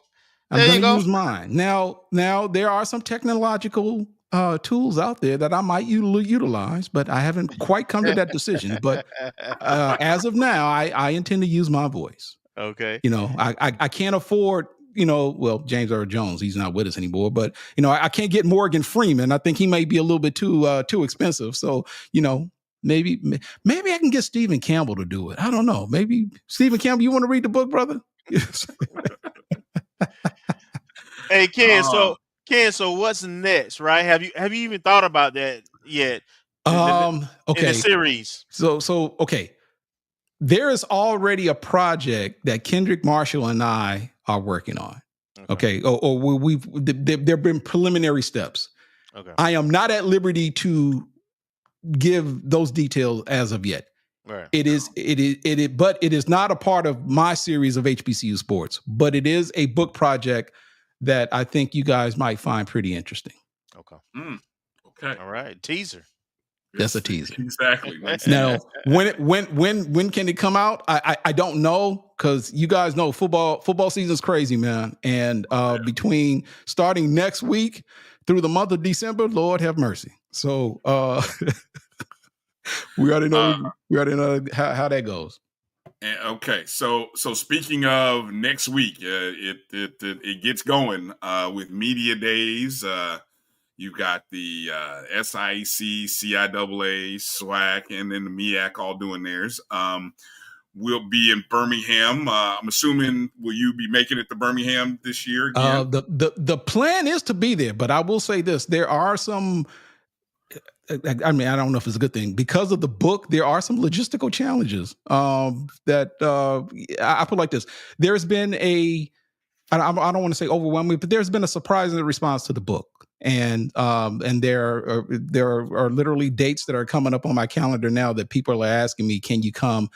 People are talking about book signing and so forth. And so we'll see. So I will say this. My plan is to be in Birmingham. But I can't commit 100% to that because of some other logistical issues. But the plan is to be there. I think it also look. I'm excited talking to you about this. First off, I appreciate you calling and reaching out. Because I love hearing about this, and I hope, I'm sure you have already thought about it. If not, this is free. I can't wait for you to do your college book tour as you go across to various HBCU campuses across the country. Okay. So funny you say that, because that is something. But now look, I will just simply say this. It's a two-way street. So, I'm sure. I mean, I'd love to come, but I think a lot of that also has to be, if you don't want to just come. It's a two-way street. I got you. So. And so it's funny. And the thing is that, let me ask you, the bookstore, is there a particular company who manages your bookstore there? Barnes and Noble. It's Barnes and Noble. So Barnes and Noble is it's like this. It's a plan in action. Process. Yeah. It's a process. And so one of the distributors that I'm working with right now partners with Barnes and Noble. So it we'll see. That's all I can say, because a lot of this I have no control over it. Right. Gotcha. Well, hey, Edwin, you go ahead and make that call to your girl, Robin Roberts, now, and you help Ken out. You go ahead and put that in front of Ken. Okay, so Ken, SWAC Media Day coming up next Wednesday. We've enjoyed the past 4 years. I feel like since FAMU has joined the SWAC, been a fun period because it also kind of coincided with the debut of Coach Prime coming in, and the media numbers have the media interest has stayed. Even though Coach Prime left, a lot of people thought when Coach Prime left, the media would go too, but the media numbers in the SWAC have stayed. Well, I mean, obviously it wasn't this. It wasn't that whatever those. I heard it was good numbers last year. Now, Okay, so I will say the prime years, obviously not, but it was still good from what I heard. So without giving out too many details, I do talk about the impact of Deion Sanders in the book, but no, you won't have to look. Don't go there because no. Look, that wasn't a lead-in to talk about. But I hear you. But what I'm saying is, before Deion Sanders got there, I don't think the numbers were that bad for the SWAC. I just remember it being in a very small ballroom the year before. Well, this was like 2019, I think it was. Okay. It was the year before. It was the year before the COVID year. It was the year before the COVID year. Okay. And it was only 10. FAMU hadn't come yet. FAMU hadn't come into the SWAC yet. And I'm of the belief or of the opinion, that the numbers that we're witnessing right now are the result of outlets like this. Okay. Because we now have more media outlets who are, FAMU's got one, Jackson State's got one. Bethune-Cookman's got one. There are A&M's got one. Grambling has one. Mm-hmm. But what I'm saying is that since COVID, I think the process has evolved to the point to where now we've got more media outlets who are focused on specific, whether it be HBCUs, where granted. The umbrella was, HBCU Sports, Game Day, Black College Sports Network, and so forth. But now we've got media outlets like you that are focused on FAMU. I think because we have outlets like that are focused specifically on particular institutions, that in and of itself continues to keep that interest there. So I don't, again, nothing against Deion Sanders, but I indicated in the book that there was a wave that came in. And thinking that there was going to be some sustainability, but I'm of the belief that wave left when he left. Mm. But whatever we have right now was not necessarily the result of Deion Sanders. What we have right now is the result, again, as I indicated, that those of us who are passionate about our HBCUs, who are passionate about our schools, we took the initiative to tell our own stories. True. And there was a need for that. And so because that you guys are coming on weekly, even during the off season, which is tremendous, you're keeping that interest there to the extent that as we go into the, obviously, July and as we go into the fall with football season, that interest is going to continue. And dare I say that interest will continue to grow because of media outlets like you. So I guess what I'm saying is I'm not trying to take anything away from the impact that Deion Sanders has. And I made it clear that that was an impact on Jackson State, not necessarily on HBCUs as overall. But I think that is the individual efforts of outlets like this and the growing need to tell our stories. That is the reason why I believe the numbers are the way they are. Okay. That's an interesting take, and I actually agree that the podcast and the streaming culture and the technology has assisted HBCU athletics. I'm wondering what you think the impact of Deshaun Jackson and Michael Vick in the MEAC.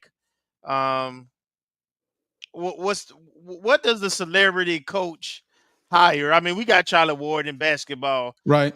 What's the impact you see with that? Well, at this point, I hate to say it like this, it is what it is at this point. Yeah.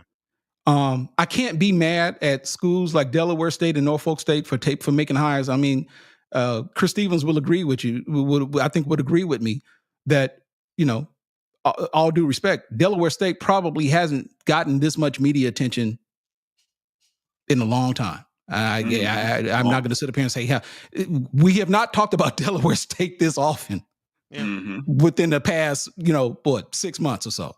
It hasn't. We've not seen Norfolk State. Now, granted, Norfolk State, they're competitive, but we've not talked about Norfolk State as much as we have given since Mike Vick is here. So I just think that these schools are doing the very best that they can, and they're just simply trying to leverage the notoriety that that these players play. Now, granted, there's a business element to this, and because look, these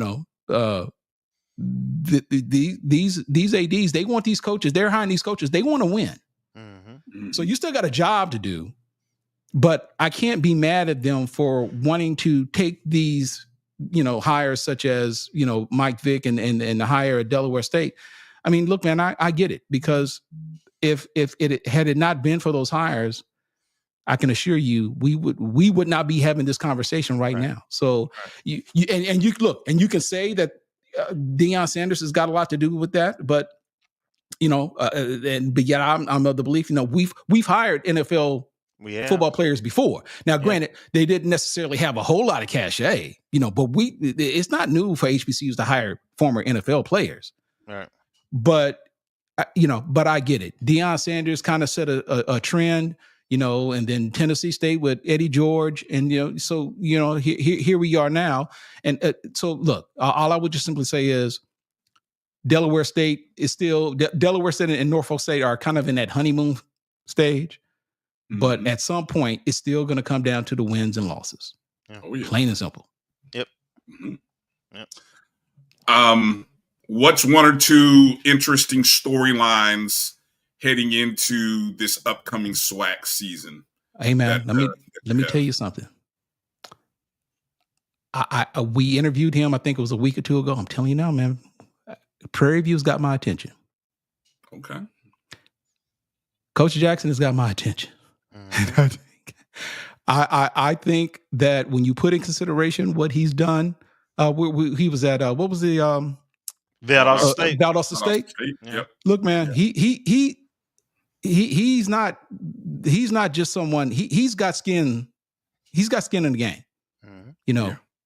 He's proven himself to be a winner, and I think that he has the potential. When you put in consideration what Prairie View's working with, and I heard you, Bryan, talking about facilities. I don't know if you've ever been to that campus. Prairie View's a beautiful campus, man. Yeah.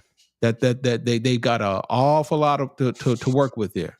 And I'm telling you, I think that we might see given with the way the transfer portal is right now, we might see an immediate uptick. I'm not saying they're just going to win it all, but it would not surprise me at all if we see just an immediate uptick in terms of style of play, the competitiveness of that program, to the extent that I think he could very well make himself, man, a Prairie View could become a program to be reckoned with. I really do believe that. Okay, let me jump in while he right there. Okay. So go to the opposite end. Who you think is somebody that people might be expecting to be in the middle of the pack or in the hump that could be a letdown this year? You would ask that question. Yeah, I got you. If I'm gonna just keep it real with you, man. Yeah, that's what we do. I'm a little weary of my Grambling Tigers, man. I'm a little weary of Mickey Joseph in the second year. There's just not a whole lot of I'm not hearing a lot. And based upon previous years, that's that level of anticipation. I don't sense it. Now, granted, don't get me wrong. I spent the last 3 or 4 months intently writing a book, so I mean, I haven't really had a whole lot of time to kind of, monitor the tea leaves. I am leery. I'm not saying that it's going to be a disastrous season. All I'm saying is that I am a little concerned that whatever level of expectation people may have, and then granted, Grambling is not considered to be necessarily be a contender, but I'm a Grambling guy. Grambling's a football school. We expect championship seasons every year, realistically or not.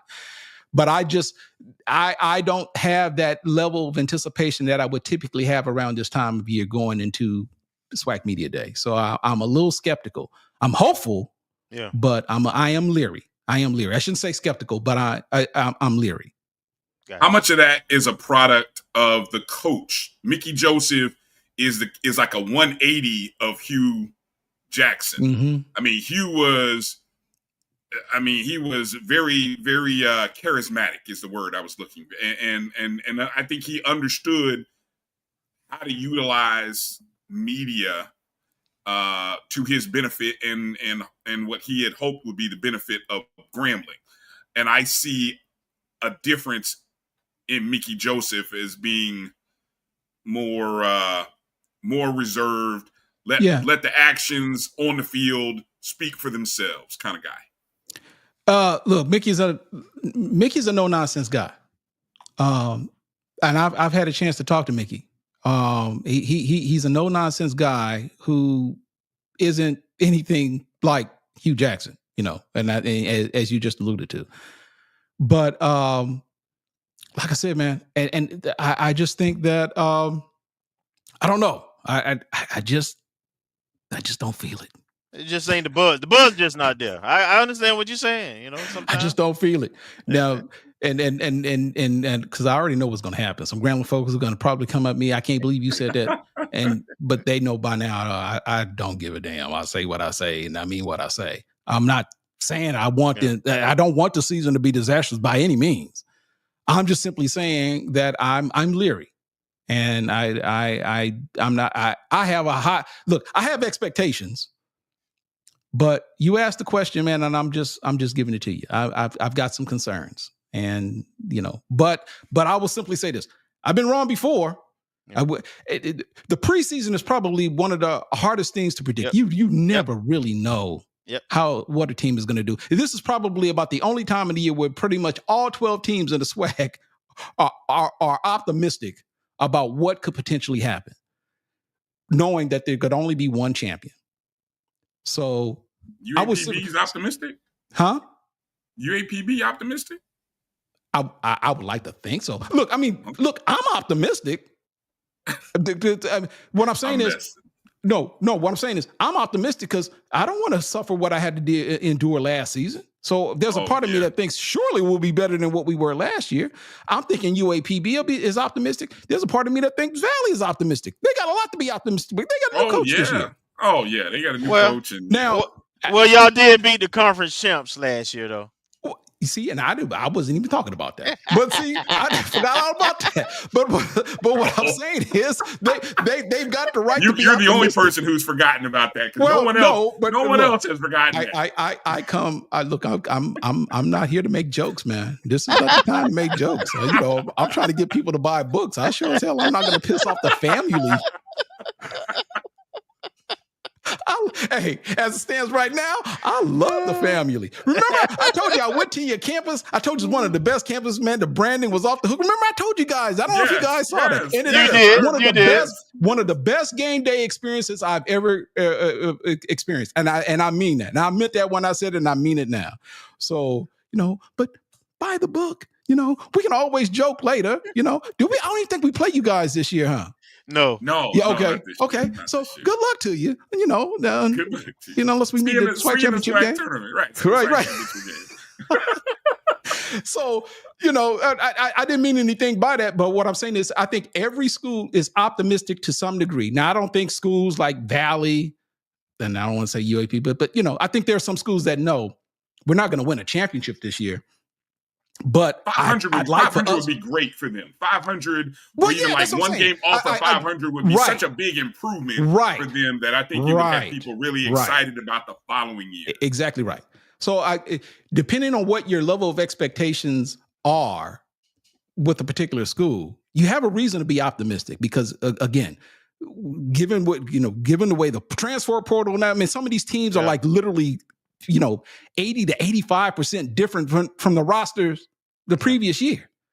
Yeah. So, I mean, some of these teams are literally changing year by year, and we're holding these coaches accountable for wins and losses in many instances for NIL, players getting paid. Look, they want to get paid. And so coaches are like, I want you to stay, but I can't pay you that kind of money. And look, you got to do what you got to do. But yet we're still holding these coaches accountable. So I get it, man. But like I said, everybody's got a reason or a right to be optimistic about the season, including Valley, including UAPB, including Grambling folks. All 12 teams in the SWAC have a reason to be optimistic, knowing that there's only going to be one champion. Yeah. So, I got a question here. What do you think the impact of revenue sharing is going to be on HBCUs? I don't know. I don't know if that's something that great you question. had a chance to touch on in the book, or just in funny. general. I had when the SWAC made the announcement that they were all in. That was literally one of the. I said, "Oh, I got to get that in there." You know, I had to make mention of it. I to be honest with you, Bryan, I don't know, man. That I think I don't. We don't know. I don't know. But correct me if I'm wrong here. Correct me if I'm wrong here. The SWAC strategy of going all in, and the way it was presented, and I hope I'm saying this right, all they're doing is lessening the amount of distribution money going out to the schools. So it's like, really, there's no reason not to be all in. If you want, some schools are going to be able to take advantage of the other stuff that comes with it. Right. But if you want to have a chance, an opportunity, then you have to opt in. You have to, right? Right. So I thought it was genius for the SWAC commissioner, Dr. McClellan, to come out basically and say, well, what we'll do, since it's 375,000, something like that, in that ballpark, that every school would have to pay. Right. All we'll do is we will take the money that schools would be distributed right on an annual, and we'll use that money to pay. So that way, really, nobody's coming out of pocket per se. And please correct me if I'm saying any of that incorrectly. Well, as I understand it, yeah. But what I'm trying to tell you is that money that the schools typically took pleasure in being distributed for reasons other than paying athletes is going to be problematic for some. Okay. This is now going to become a situation to where now, and I'm telling you alums now, when an athletic director or someone in advancement tells you to give to athletics, man, give to athletics. Mm-hmm. If there was ever a time when, because I think a lot of people say, yeah, I'm not going to support season tickets. You need to support athletics any way you can. Mm-hmm. And if it means giving, when was FAMU founded? 1887. So if it means giving $18.87 to FAMU, give $18.87. Because I'm telling you, man, they'll be happy with $5 donations. Mm-hmm. If it means putting them in a situation to where they can not only pay student athletes, but to continue to fund the athletic programs. You know, they still have budgets that they've got to adhere. Man, I put it like this. Of the 12, the way I see it, this is going to be a challenge for more schools than it is for others. Some are going to be able to deal with this a lot easier than others. Yep. FAMU, the larger HBCUs in the conference, probably, and I'm not saying that there won't be any challenges. Right. All I'm saying is that this is going to be easier for some than others. It's going to be more challenging for some than others. But I think this is going to be a challenge, and it remains to be seen how the programs are going to be when it's all said and done. Once we say we get through a full year, and to see where they are. But I just put it like this now: if you advancement people or fundraisers, man, this is where you got to earn your money now, because you've got to support these programs. Now that amateurism as we knew it no longer exists. It's gone. Yeah, it is gone. So you got to support the programs, man.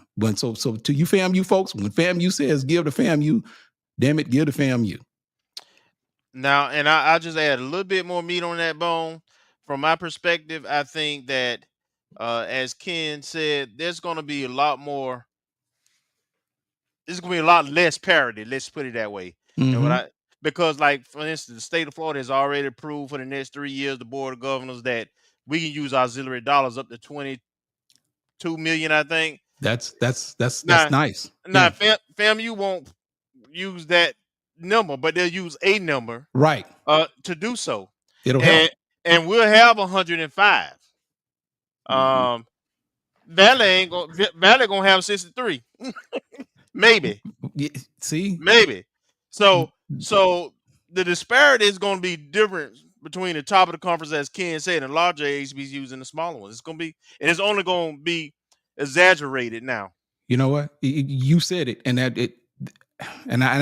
don't say this to pick on Valley because No. But this is going to be a challenge. The Valley, UAPB. Yeah, this is going to be a challenge, man. And it might be a challenge for Grambling. I mean, but it's going to be a challenge regardless. All I'm saying is that some schools are going to be able to leverage this a lot easier than others. Yes. And so you make a great point. But Yeah. I just think that as of now, what the fallout or what the results are going to be, I just think it's just a little bit too early to really know how this is all going to pan out. Correct. Because HBCU, you did this Butch HBCU 101, part of that HBCU 101. We're not always great with our execution. Right. So that's always the unknown, right? There's always the unknown. But I would just simply end that by saying, but more often than not, we end up coming out on top. Yeah. We figure it out. Yeah, we figure it out. Yeah. It'll be interesting hearing from coaches next week about their rosters. How many are going to try to field 105? I mean, we already know. We already know from Coach Colsey. He's already said FAMU's going 105. But I don't think everybody will. It's funny you mentioned. I'm not going to speak on any schools. Right. I hear you. Right. Same here. Yeah. I'll be interested to hear if over 2/3 are going to push for the 105. I expect some schools, but I don't know if everybody's going to go all in on the 105 though. And there's no mandate, right? There's no mandate. Right. There's no mandate, but I just put it like this. If you got a roster of 105 from a competitive standpoint, compared to say a school that may only 85, that's an advantage. Yeah. But the rules are the same. It now becomes a matter. You know what? Now, okay, we know what the rules are, and now we're going to leverage the rules to work to our advantage, to our benefit. So. Look, man, I think I'm safe in saying FAMU is going to be okay in this. It's the other schools that like Valley, like UAPB, and some other schools that might, this is going to present a problem. Yeah. And there will be a new level of criticism for coaches because of these roster limits. I think that people will now look and say, oh, you lost to so-and-so who doesn't have the same roster size as you. I think that's the next thing that'll come from this. Because we always compare the same way, a D2 is never supposed to beat a Division I, but now it'll almost be in-house fighting among FCS schools. They've only got 80 scholarships and we've got 105. Right. How do we lose to them? Right. So I again just kind of monitoring, and as I see Zach made the comment, you're right. This is going to be a problematic, not just for HBCUs in general. This is going to be a test to see which FCS programs across the board can leverage that 105 number. That's right. Everybody's not going to do it. We know that. We know that. Right. Yeah. But all I'm saying is that those who have the ability to do that 105 are going to find themselves at an advantage, especially if they can manage it without breaking the bank, if you will. Right. And I think FAMU is in a pretty good position to where they can. It's just simply a matter of what other schools can do. Ken, let me get you out of here on this because you've been gracious with your time this evening. Hey man, you were gracious to bring me on last minute, so I appreciate you. Go ahead. Well, you helped us out, and we helping you out. So it's a give and take. I love it. It's a great conversation. I'm glad we were able to do it. I'm going to ask Kelvin later, but we're going to kind of preseason predict what. Now, this question is, what do we think the voters? Now, of course, we know who the SWAC voters are. what do we think the SWAC voters will do as it relates to predicted order of finish? And then I'm going to throw that little asterisk in there. You heard about what the Big 12 is doing. The Big 12 is one of those conferences that did away with predicted order of finishes. No, did they? I'm not aware of that. I think that started today, right? Either yesterday or today. Yeah. Okay. Yeah.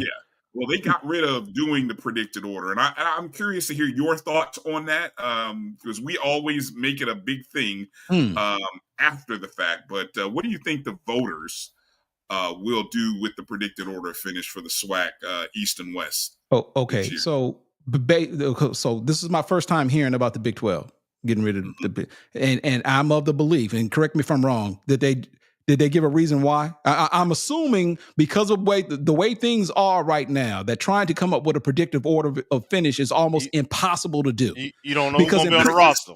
Right. Because in previous predicted team won the division last year, and I think there was a lot of egg on. Who was it? Arizona State. They were predicted 16th. Oh, okay. And ended up winning the the Big 12 last year. Right.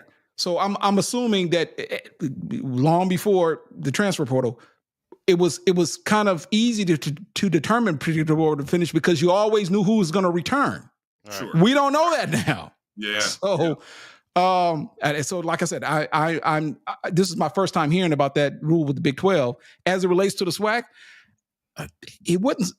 I put it like this: if the SWAC comes out with a predictive order of finish this year, I don't know. I don't know. It may be just something to talk about. I don't know if we can really put a whole lot into it. I'm just going to keep it real. And it wouldn't surprise me at all if they, for whatever reason, they say, you know what, we're just not going to do it. I don't think anyone is going to lose any sleep over predictive order finish. I don't. So it would not surprise me at all if at some point, I'm not saying it's going to happen this year, but if for whatever reason next year the SWAC decides, you know what, we're just going to have SWAC Media Day and we're going to interview the coaches and so forth, but we're not going to have a predictive order finish. I just don't see how you possibly could. So we'll see. It wouldn't surprise me at all if after this year the SWAC decides they're not going to do it. I would be okay with that. Again, because I've always come away, especially what I've noticed the last couple of years, I keep being told that you're not supposed to vote for yourself, but I always see first place votes for teams that have teams that end up in 5th and 6th in their division somehow got first place votes. And I'm like, who? I want an investigation into who's voting for these teams. No disrespect to those teams, respectfully, but I'm just saying. I'm like, what are we doing here? Let the media folks speculate, because we're the ones who are going to end up driving the interest and traffic among fans. But when the internal, which is the it's the coaches and SIDs, when they make the votes, well, now all of a sudden the team who finished third, we knew y'all were going to pick us third, so now we got motivation. And you're like, okay, well, I'm glad you picked us third. That whole. It's for me, it's even less than that. It ain't that. I just don't think they take it serious, right? No, they don't. They don't. And to your point, when you got last place teams, going to be last place getting first place votes. That tells you they don't take it serious. So if you're not going to take it seriously and you're not going to have credibility, then don't do it. Well, because that impacts our brand. Yeah, because I think typically it was the coaches that were voting, right? I think it's the coaches and the SIDs. Right. Okay. Right. So, like you said, if you're going to continue to have it, and I think you touched on this, Bryan, if you're going to continue to have it, it might be to your benefit to let the media do it. Yep. Because at the very least, members of the media can kind of, we report on these players when they come and go. And so you can, it might be best for us to do it because at the very least, we can consider players where they've come from, what they've done, based upon what we know. If you got to have it, you let the media do it. All right. Because at the very least, we've been kind of gauging where these players are coming from, how they fit a need in a particular program, given who was in that particular position prior to them leaving. If you're going to have it, you might want to leave it to the media. However, like I said, all it ever was before was just maybe a talking point. And it was just simply another element that would allow folks to get excited about the position, about the upcoming season. So if you got a team that's predicted, look, someone says FAMU's predicted to finish first. Well, FAMU folks are going to be pretty damn excited, But we all know that in a greater scheme of things, it all comes down to, okay, you're predicted to win, but are you, But it means nothing if you lose the games. So, like I said, man, it's a talking point. I don't want to necessarily diminish it, but if you're gonna if you have to have it, you might want to just let the media do it. And if you don't want to do it, I don't think anyone is going to lose sleep over not having a particular order to finish. There it is. All right, Ken, let me give you one more chance here to go ahead and pub the book. Let people know again where they can purchase the book, the cost, and all the good stuff. HBCU Sports 101. You can buy it right now. You can pre-order it at kenrashad.com. Like I said, there is a bundle available. You can order the book. I'll sign the book to you, and you'll also be able to immediately download the ebook so you can start reading it right away. And then the book will be live, but July 18th, you'll be able to buy it on Amazon as well as a number of other online platforms. So look, support the legacy. I think you'll find the book enjoyable. It's not a hard read. And I think it's a book that anyone, regardless of where you attended school, where you went to school, I think you'll find something about this book enjoyable. And I think when it's all said and done, you will be all the more wiser for it.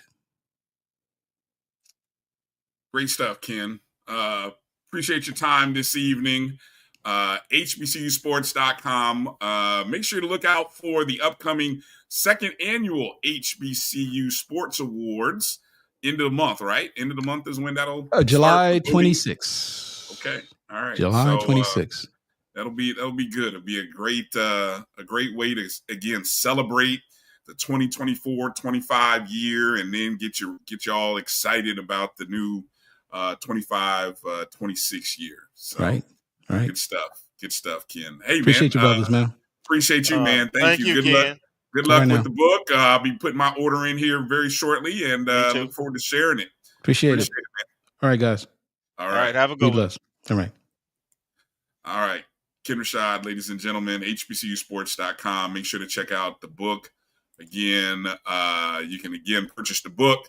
HBCU Sports 101 at kenrashad.com is the site in which you can purchase. So I love the bundle idea too, because I was just gonna get the book, but I'm like, hell, I might as well get the bundle.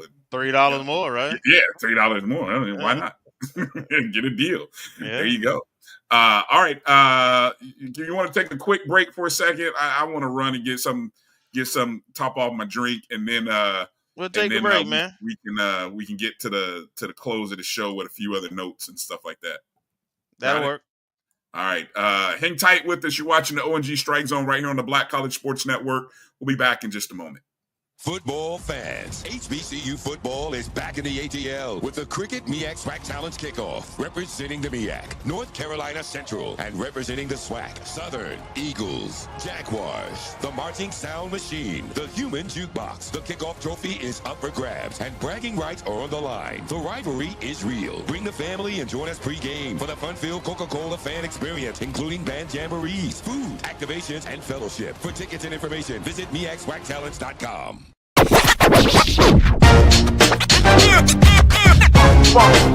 It's like a loop machine. Going around town, trying to get down.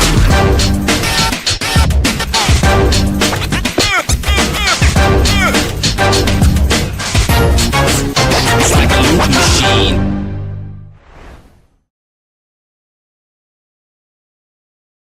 The Cuvée Group is a Florida-based marketing and training consulting firm. We help businesses communicate to their target audience and engage them in conversation. We also help to expand their audiences, which will ultimately result in growth for those organizations. In addition to being a certified constant contact specialist, my colleagues and I are also certified in John Maxwell Leadership Principles. We use these proven principles to conduct workshops, training, and private coaching sessions for individuals and companies looking to take things to the next level. Contact us to schedule a free consultation. Issues today, don't delay, call Cuvée. This is the Dean of the College of HBCU Sports, Kenyatta Cavill of Dr. Cavill's Inside the HBCU Sports Lab with Mike Washington and Charles Bishop. Come mix it up in the lab where the course lecture is in session every Tuesday from 6 o'clock p.m. Central Standard Time on Facebook Live, YouTube Spreaker, or the BCSN app, as we discuss all things about the HBCU sports culture, including exploring the week that was in the sporting HBCU diaspora, as well as the upcoming week of HBCU sports. With me, the Dean, the College of HBCU Sports, on Dr. Cavill's Inside the HBCU Sports Lab with Mike Washington and Charles Bishop. Course lecture dismissed.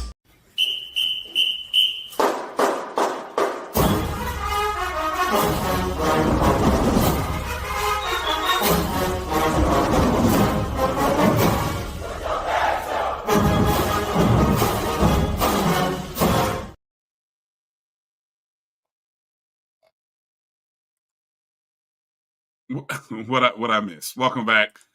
Alan, you're on mute. I'm not. I can't hear you. I'm trying to defend you. I'm trying to defend you, man.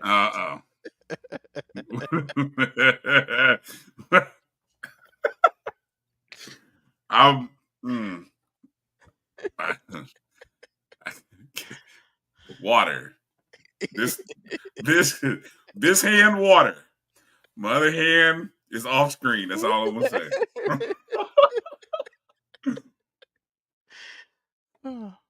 I told you I've been watching Yellowstone. It got me in a mood.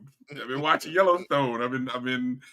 That's all I'm gonna say. If you watch Yellowstone, then you know what if you know, you know. That's all I'm gonna say. It's got me in a mood. So yeah.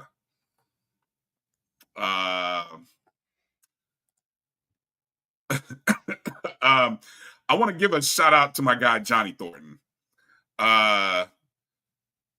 Johnny Thornton, I love him to death. Appreciate your support. Johnny brings up a strong. I didn't know how to necessarily work this in with Ken, but I think one of the things that when I have conversations with guys like Johnny, how we communicate and how we project in these platforms matters.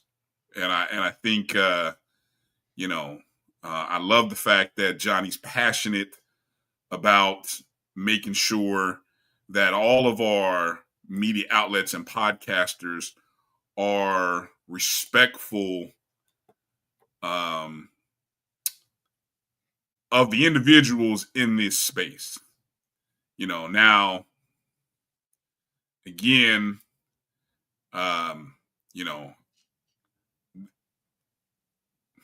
there's more than one way to do this. So, I'm not going to sit here and say that our way and the way we do things is the way it should be done. But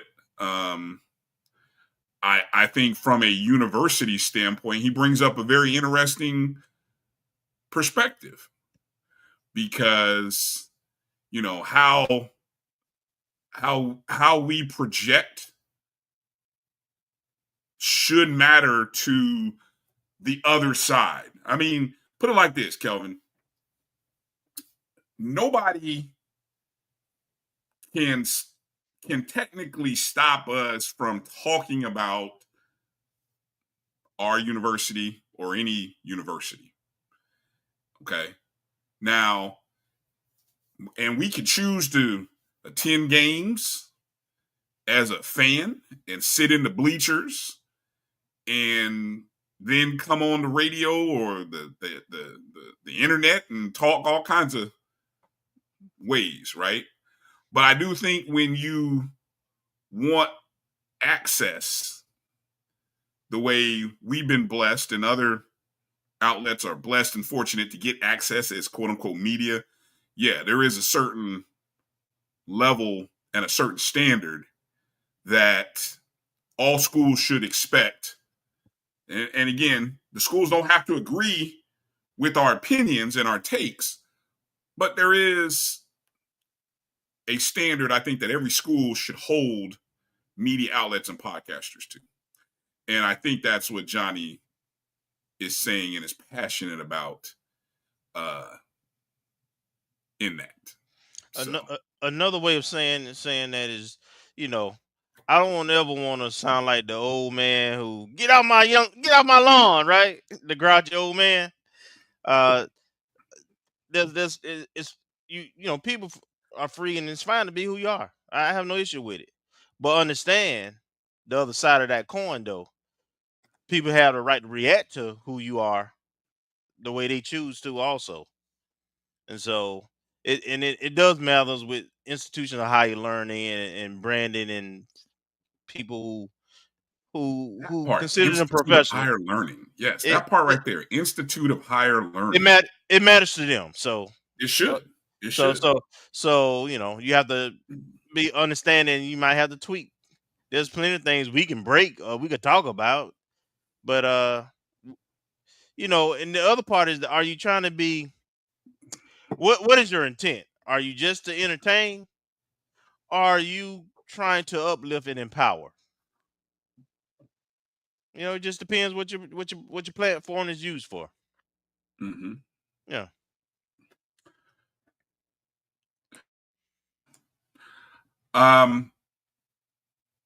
If you notice, I asked. I don't think Ken ever quite answered the question regarding the predicted order of finish. He didn't. He dug it. I thought he did too.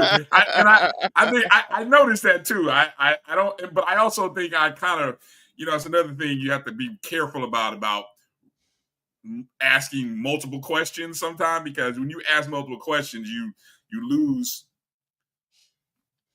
what you initially wanted. So I was looking for. So we'll talk about the actual predicted order of finish next week, but I want to know what you think the voters, and again, made up of coaches. We lazy. Yeah. It's gonna be the people who played in the SWAC championship game again. It's gonna be Jackson State on the east and Southern on the west. Well, I predict peer review probably, and the Alcorn. One of them two will be 2 and 3, and then on the east it'll be FAMU and Bama State. So your prediction: Jackson State on the east, Southern on the west. Yep. Will FAMU come in at 2 or 3? It depends how people are so finicky with their voting. Like I say, I don't know if everybody take it seriously. So or if they even pay attention, right? So if you look at who's returning starters, then FAMU definitely should be 2. But who knows? And like I said, I don't put a whole lot of stock of value in preseason anyway. So it doesn't matter to me, but I would guess FAMU is 2. We've never finished less than 2 since we've been in the SWACs. That's true. That's true. We have never finished less than 2. And of course, last year we were tied for second, but we had the tiebreaker. Right. So technically we were on the upper level. Yeah, if it was a tie for second, we were 2A instead of 2B. Hollow thinks 3 or 4. I would be shocked. I don't. Well, I mean, we got people talk about, we don't know our quarterback situation yet, which is true. But our history says we get the quarterback's position right the last 6 or 7 years. So yeah. Would you like to know what the strength of schedules are? I did some calculations on the strength of schedule within the conference. And this sort of leads me into the conversation that the NCAA recently approved 12-game schedules for FCS schools beginning in 2020, was it 6 or 7? because I know there was this 2-year period where we could do 12 games because of the calendar, but I think it's next year where it officially moves to 12. Am I right on that? Yes. I mean, this is a 12-year calendar year, but yes, it'll be official every season from now on. Okay, Will be 12 years. So this, by the way, is what FAMU's future schedule. Now, of course, obviously, this year, we're well aware of our non-conference games, right? 3 of them sitting there to open the season: Howard, FAU, Albany State.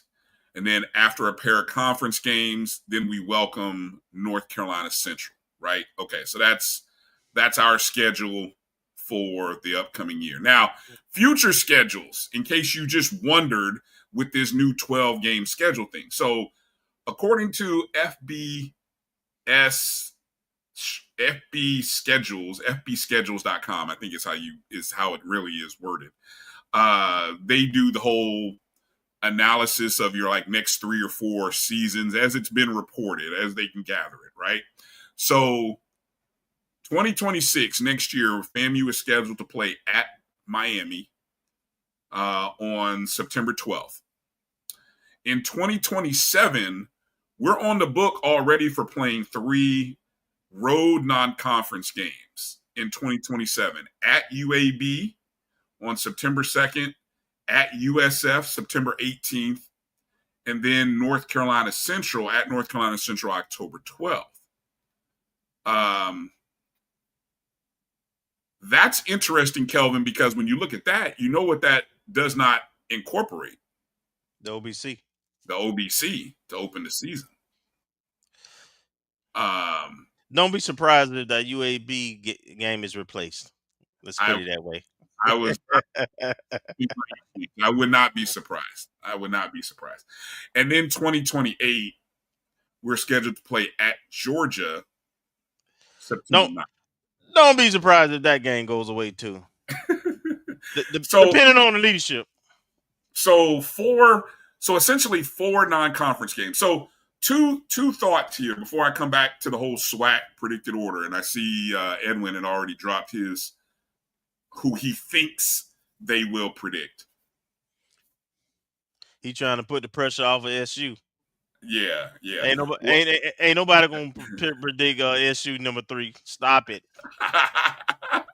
Yeah, I don't think that. Texas Southern too. Come on now, yeah. Edwin, come on. There's no way I'm buying you a drink, Edwin. I'm buying you a drink if Texas Southern is predicted order finish 2. If that's how it comes out in the voting, I'm buying you a drink, Edwin. Good one glass of good stuff. Good stuff. Whatever it is that you'll try. I don't think that's happening. But anyway, back to FAMU's non-conference in 12 games. 4 non-conference games. I fully expect FAMU to do the 12 every year. I don't think there's a year where we would not. But how would you want to see, or what would you want to see in our non-conference? How would you want that to look in the future, Kelvin? I've talked about this many times. I think the sweet spot for us is I hate the beatdown game. So the Georgia game go away. I don't care about the 800,000 or 900,000, whatever they're giving. I'd want $1 million. I'd want $1 million. Given all the money that Georgia has, I want $1 million. There's a lot of ways to make money. I don't know about making $1 million though. I don't know about that. I don't know if there's a lot of ways to make $1 million playing football in one weekend. The only way I would even contemplate if I'm the football coach taking a game like that is if you're getting paid $1 million, then 700,000 coming to football. My problem with the beatdown games is not just it's bad for the brand and the lopsided scores and stuff and getting your team beat up, but my bigger issue is that you play those games, they don't even benefit the teams who you putting your team in the line of fire like that. And they don't even keep the money. It's used for the university, other sports and all that. No, can't be that. Okay, we got to change that philosophy if you're gonna play those games. Okay. So if we're not playing beatdown games, what's your thought on playing Division II opponents? I mean, this year we're playing Albany State. The last couple years we played a Division II opponent, or at least. So here's my ideal out of conference schedule. Right, you do your 2 neutral site classics. Right, OBC, Atlanta Classic, whatever, Jacksonville Classic against another HBCU, preferably a Tennessee State, A&T type, right? And then I personally would like to see replace the D2 game with a regional FCS opponent like the Texas schools do. So let's play a Mercer. That's right up the road, home and home. And then that 4th game, I don't mind the FBS game. I don't mind the Florida Atlantic or FIU, that kind of game. I just don't want the Georgias and the Miamis of the world. But you say a regional game, but there are fewer other than Mercer. Kennesaw State. There's where would you want to play it at though? If it's a Mercer or Kennesaw State, where would you want to play it at? I'm saying home and home. UT Chattanooga. West Georgia just moved up to FCS. Yeah, the games are there. Teams are there. So you see better value playing those versus saying playing. I mean, obviously Albany State, Fort Valley State, Tuskegee. What are we trying to be? That's see. My thing is, it doesn't help you. Say, for instance, we don't win the conference, but we're in line for a playoff berth. Well, playing those games don't do nothing for you there. Well, no, they actually go against you because they don't count towards your FCS opportunity. Right, and then in terms of playing those games, if you lose them, even if it's a close, man, Albany State coming in here with a loaded team. They got most of their team back. You run the risk of losing it. The juice ain't worth the squeeze, and it don't make you. It ain't like it's gonna be a sellout. So it don't make you necessarily. But Alabama State, you don't think the Albany State game is gonna be a sellout? Nope, never has. Not in the last 5 times we played them. Isn't that a bigger? But see that. You saying that to me, that's the bigger problem because all of our games should be pulling in 20,000 minimum. I mean, hell, there's only 21,000. Was it 21.5? 22? I mean, they cut the seats down, so there's only 21 to 22 anyway. But we should be pulling in 19 to 20,000. 17 looks good, which is kind of where the numbers have been averaging. But we should be pulling in 19 to 20,000 at every home game. Well, you're not wrong, but I don't think we talk about how to make that happen very seriously, right? You can't say you should be pulling X, Y, and Z.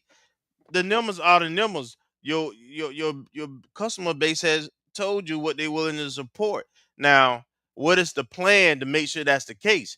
Are you looking at your price points? Do you have the amenities that you should have that would draw that extra 2,000 casual people? Do you have a marketing and advertising plan, a sponsorship plan? To something, partnering with your local school system. So there are things. I agree with you, but the work got to be put in developing the relationships. The one thing you hear me say a lot, and we just not there yet. We have to do a better building relationships if we want to really financially see the benefit to maximize it. Hotel rooms. Is it the availability or the cost, or is it both? Both, depending on if it's a game where Florida State is at home. It's both. Yeah, but they draw what 60 still. What's your point? Well, my The point is base- even when they have non-ACC or sexy opponents, like this year they're playing Alabama, right? they'll sell out that, but those games against Kent State or UT Chattanooga, whoever they play, those games won't be sell out. But they'll still have 50 plus. Nah, No, you don't think so? Nope, and especially if they ain't winning.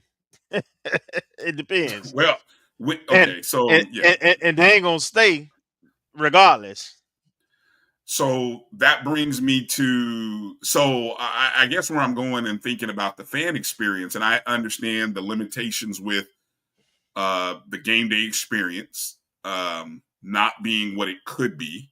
But if you're able to bring in, I know playing a D2 doesn't, I know you guys, a lot of people think it doesn't do anything for us. I don't think the numbers are the numbers, Bryan. But okay, well, but a school like a Tuskegee would, because of its tradition and its alumni base, would draw more people to Tallahassee than what we saw from West Florida just a couple of seasons ago. How does that translate to dollars for FAMU athletics? Well, those are people purchasing tickets. And if the concession stands are open, maybe purchasing concessions, paying for parking. You're gonna have maybe net after expenses, maybe 30 to 50 grand, maybe. That don't move the needle. That don't make the juice worth the squeeze enough for me. But you don't want to go make $1 million at Georgia. No, there's you don't have to go to the streams, right? The exceptions. There's a common middle ground. The Texas schools, I'm telling you, peer review how they schedule Texas Southern. I mean, but that's availability though. They have the available. We do schools. Too. We do I too. don't know how many FCS schools do we really have within a 6-hour radius. I just named you named some. two. You named two schools, two FCS schools. I said Kennesaw State. I said Mercer. And those are actually. I said Kennesaw the FCS. Kennesaw. They moving up. They're moving up. They're moving up. West Georgia. I said there's Stetson. There's the Tennessee Chattanooga. There's North Alabama. I mean, come on, man. We just got to want to do it. And I think we found out more about our programs playing some non-traditional schools like that who we should be competitive and be able to beat. We found out where we are. I think we learned more.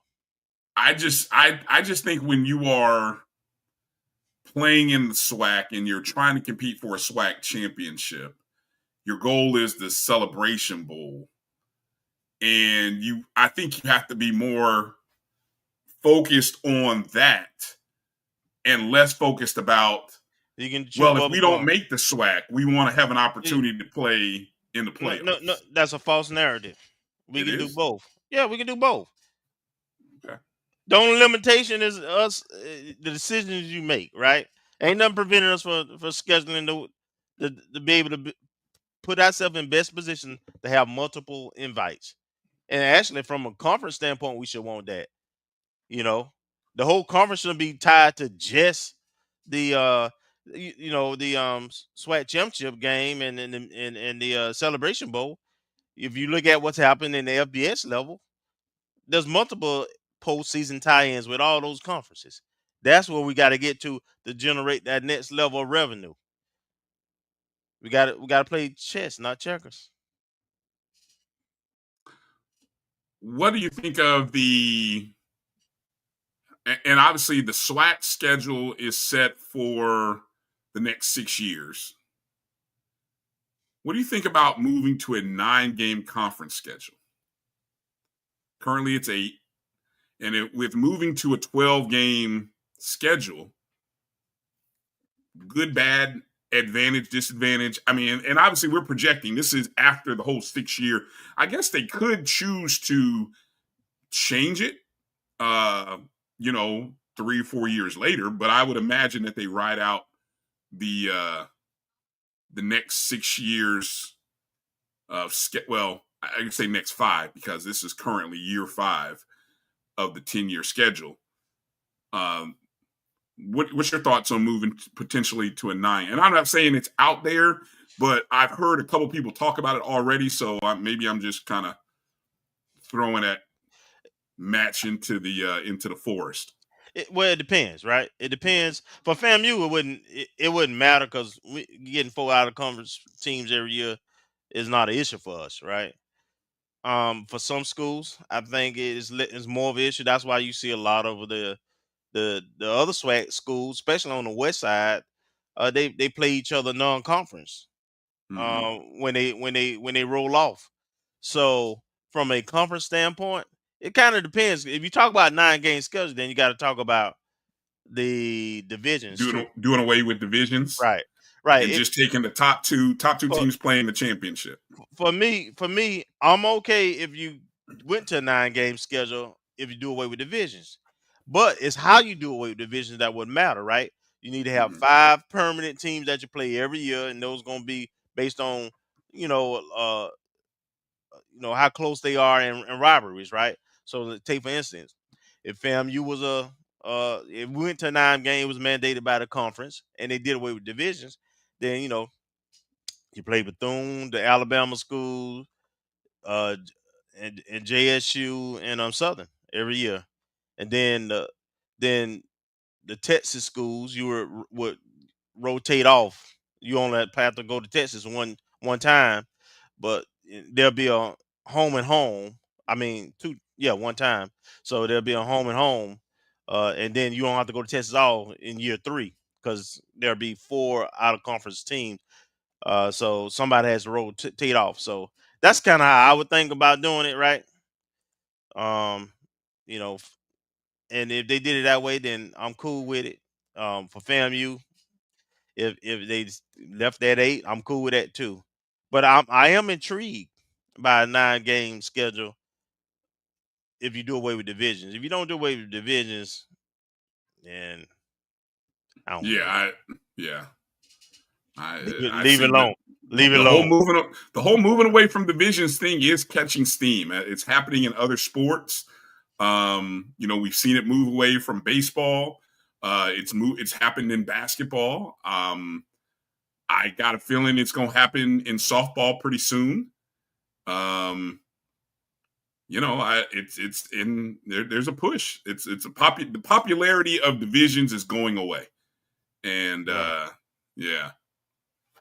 What about you, Bryan? What about me? What's your thoughts on doing away with divisions and a 9-game mandate with 12-game seasons? No, I do agree with your philosophy and your thoughts. If we go away from, because I was sitting, what makes the 8 work is that essentially and I don't know if it's necessarily done this way, but you have obviously the 5 divisions, and then you have the 3 members of the other side, right? So we have 3 teams from the West, but I don't think it's done that way because you have the rival thing. You have a permanent, like we have Southern permanently. We play Southern every year. Right. I would tend to think it would be better if you did. Oh, how about this? I don't know if this could work. But anyway, I'll stick to my 8 thought here. If you had the 5 teams in your division, 5 in the East, and then you played 3 teams from the West, and you did every year you're playing, every 2 years you got a home and away. Right. You know what I'm saying? And do it by states, right? The 2 Texas schools, put Pine Bluff with Valley, I guess, since that's their closest school, and then Grambling and well, I think that's what they try to do with the permanent. That's what they try to do with the permanent. The permanent rival. Like everybody has a permanent rival that you play every year. Ours is Southern. Evan said not everybody has a permanent rival. No? Just yeah, I don't know if everybody got a permanent rival. Like Everybody doesn't have a permanent rival on the other side of the division. That's interesting. I'll take your word on it. Yeah. But I know they do. Obviously, I know they do the travel partner thing in other sports. Right. So it kind of works out. Yeah. But if you did the 9-game schedule, though, you would have to play. Let me see. You'd have the 5 in division, the old division, right? Mm-hmm. And then you'd have to play 4 or you could do 3 plus 1 permanent. But then I don't know. No, you just had a 1 permanent because you got it. You don't think of it as division. That's why I tried to simplify it. Uh-huh. Just have the 5 permanents, and then like for the Texas schools, BCU will be our travel partner. So they'll have a home and home for 2 years where they have to come to Florida. And then the 3rd year, the Florida schools rotates off and they don't have to come to Florida. The Father's Day comes to Alabama. Okay. Because they rotate off. Gotcha. All right. Let me go to this SWAC strength of schedule rankings, and then you tell me where you're at. Obviously, if you're still holding on to the predicted order of finish. So, among the 12 schools in the Southwestern Athletic Conference, I was able to do the strength of schedule rankings based on. I'll kind of tell you what it's based on here. These rankings. Okay, obviously it's based on the opponent's win percentage from 2024. Okay. So the strength of schedule score is an average of those win percentage values. Okay. So I'm going to give them to you in order of weakest to strongest. Okay. The easiest overall schedule among the SWAC schools belongs to Mississippi Valley State at 12. Coming in at number 11 is Bethune-Cookman. At 10 is UAPB. Even though UAPB does play an FBS school, it's Texas Tech, right? I think Bethune plays FIU, obviously. Actually, Bethune may have a couple of. I was just looking at their schedule here earlier. Bethune has. I'm pulling up here a second here. They've got 2. They've got FIU and Miami, but then they also play Edward Waters. So that's their schedule. All right. Moving up to where are we at? Number 9. Alabama State comes in at 9. Number 8, Alabama A&M. Number 7, Grambling. Coming in at 6, Texas Southern.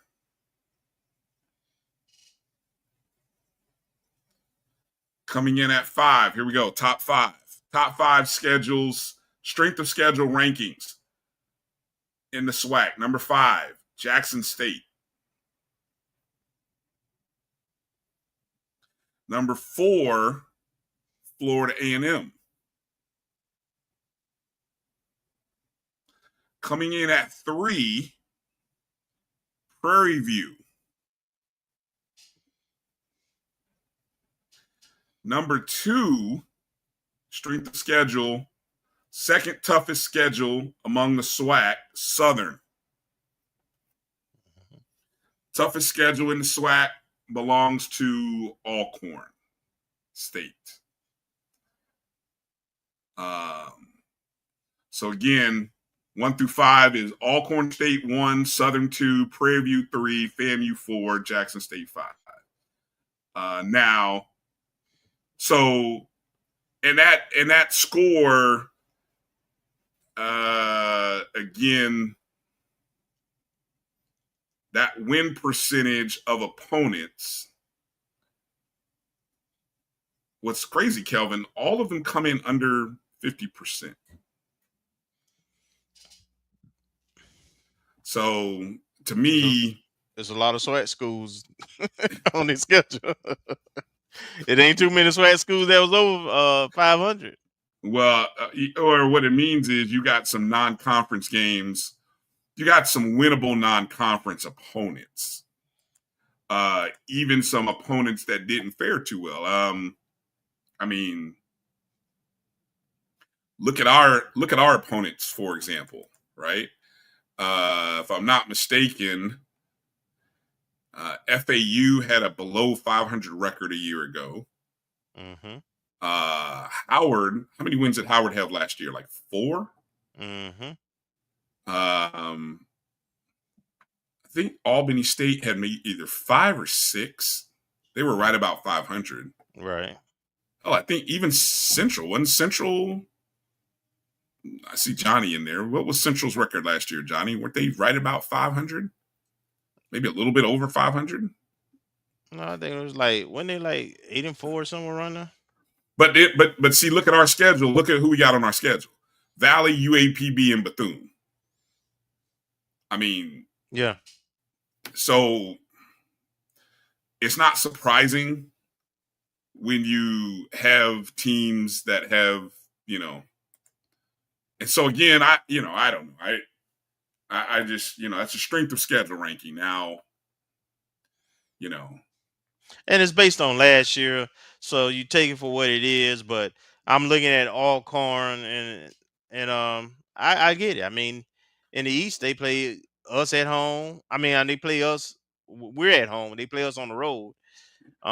They play Jackson State from the East. Of course, they still got to deal with Southern and Prairie View in the West. They got Alabama A&M also out of conference. I mean, on the East side.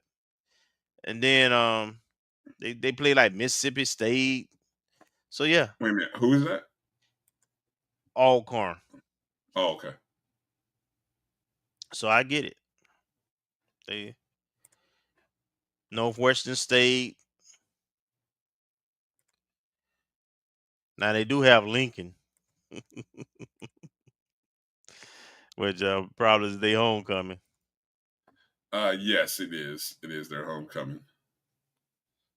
1, 2, 3.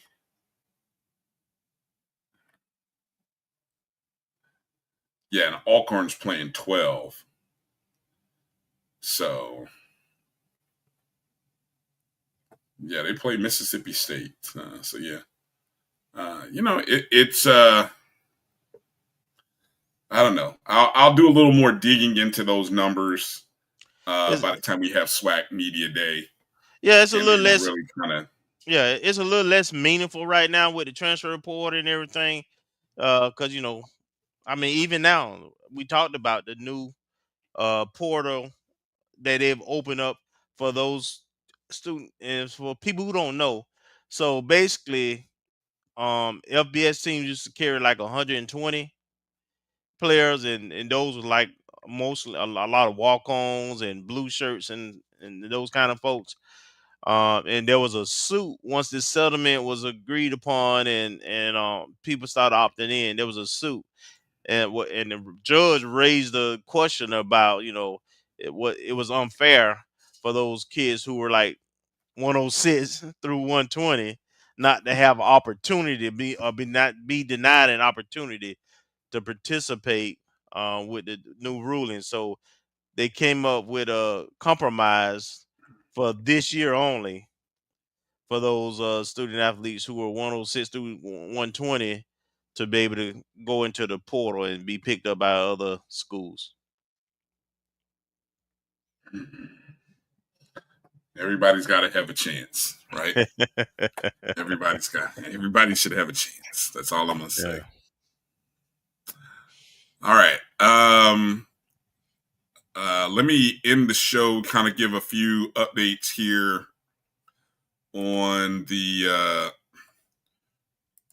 latest recruits in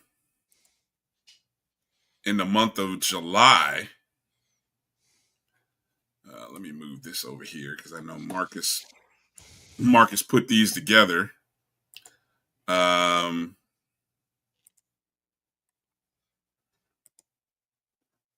me make sure I get to the ones for July. All right. So in July, let's start with softball. On July 7th, we saw that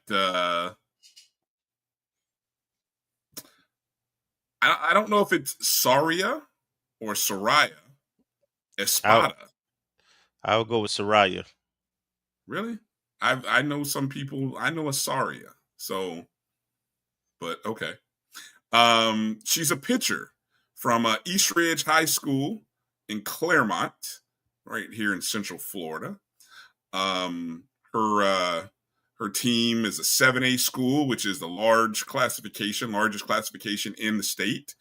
They went to the regional semifinals before they finished, but a 5'10" pitcher. That's a pretty good size for a pitcher. I mean, 5'10" is a really good size. And then another signee recently, a pitcher / utility, Michaela Register. She committed and signed.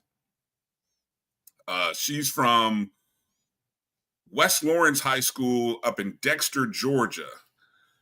She's a transfer from the University of West Georgia. Class of 2023. So she only spent, 23, 24. So only spent a couple years at the University of West Georgia, it looks like. You can see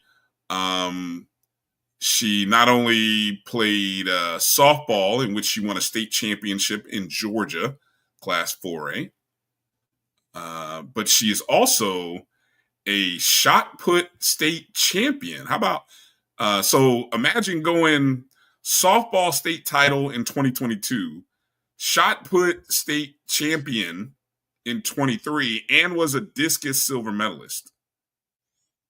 You know, Coach Ellenwood needs some shot put and discus throwers. I wonder, is she allowed to do both? Can she do if the coaches agree to it? You know. But she is but I like the fact though, it shows arm strength. I think when as a shot putter and discus thrower, I think I love to see that shows some strength in the arm. I think I interrupted you. You were about to add something there. No, I was just gonna say, versatility and strength, and a lot of success at the high school level, and the fact that coaches focusing on pitchers is extremely interesting to me, given the makeup of our team and what's returning. Yeah, was it here we were having that conversation about the number of pitchers going up to, instead of having, we've had 3 last season, we had 3, but really being able to have, I think I was having this conversation with maybe Charles Edmond, maybe I feel like, but anyway, having a good 4 pitchers makes a difference. I think. Yeah, no doubt.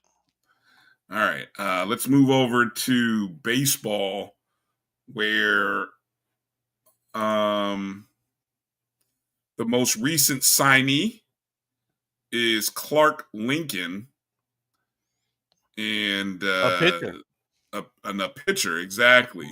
From Gaither High School, Tampa Gaither High School, class of 2023. He transferred from East Georgia State College. And you can see his school over in Tampa, went to the 6A regional finals, lost to the eventual state champion. East Georgia State College, he was a Division I Georgia Collegiate baseball tournament is where they were. So I don't know what kind of motion that is on that pitch, though. That's crazy. I gotta imagine he's one of those sidearm pitchers by looking at that motion. Coach Shoots like to keep at least 2 of them on his staff, and I imagine that coach is looking for, because our starting pitcher is set for next year, right? You know, everybody's pretty much coming back. You know, our top 4 pitchers actually are coming back, but what we lost was was the middle relievers and the closer by committee. So I'm anticipating those recruits. That's what he's looking for out of them. Someone who can come and close games and middle relief pitch. Because our starters probably will go deep into the innings most nights. All right. I see a couple guys in the comments saying that it looked like he was throwing a curveball on that pitch again. So but yeah. All right, moving over to track and field. We had a few track and field signees over the last couple of weeks. Not sure if we got to shouting out Kirsten Clark, who comes to us via Hines Community College. She went to South Panola High School in Batesville, Mississippi, class of 2021. We also had Zakira Snow recently committed. She's a transfer from Indian Hills Community College, went to Bloomingdale High School in Brandon, Florida, class of 2023. She was a junior college All-American in the women's outdoor 4x100 relay. So again, that was our state champ, or excuse me, that was our SWAC championship winning 4x100 relay that she may be looking to add some speed to. We also had another signee, Kelvin, and I know, hold on, Marcus didn't have it here on the list, but I know we shouted her out recently, so I'm going to go to our Twitter feed here for a second and see if I can find it. High school student, Kaya Boyd.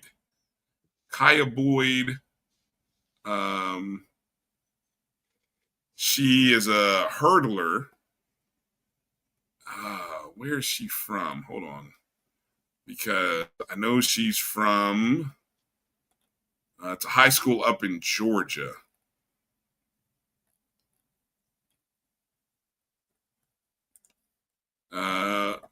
McCurchin High School. So she's actually a class of 2025. So she just finished. She ran in high school. She ran the 100-meter hurdles, 300-meter hurdles, and the 400-meter hurdles. So she finished 6th in the state in the 300 hurdles. And she was a part of, I believe she was a part of a state championship relay team. I don't know which relay it was. I'm just kind of looking from the Twitter. And she did win a regional championship in the 300-meter hurdles. So, yeah, shout out to Kaya Boyd. But, yeah, we did make mention of her on Twitter and Instagram, just didn't have the artwork here to show. And You remember we finished yesterday's show, or no, I think it was last week or 2 weeks ago. We were short a couple, this was right after talking to Coach Gordon.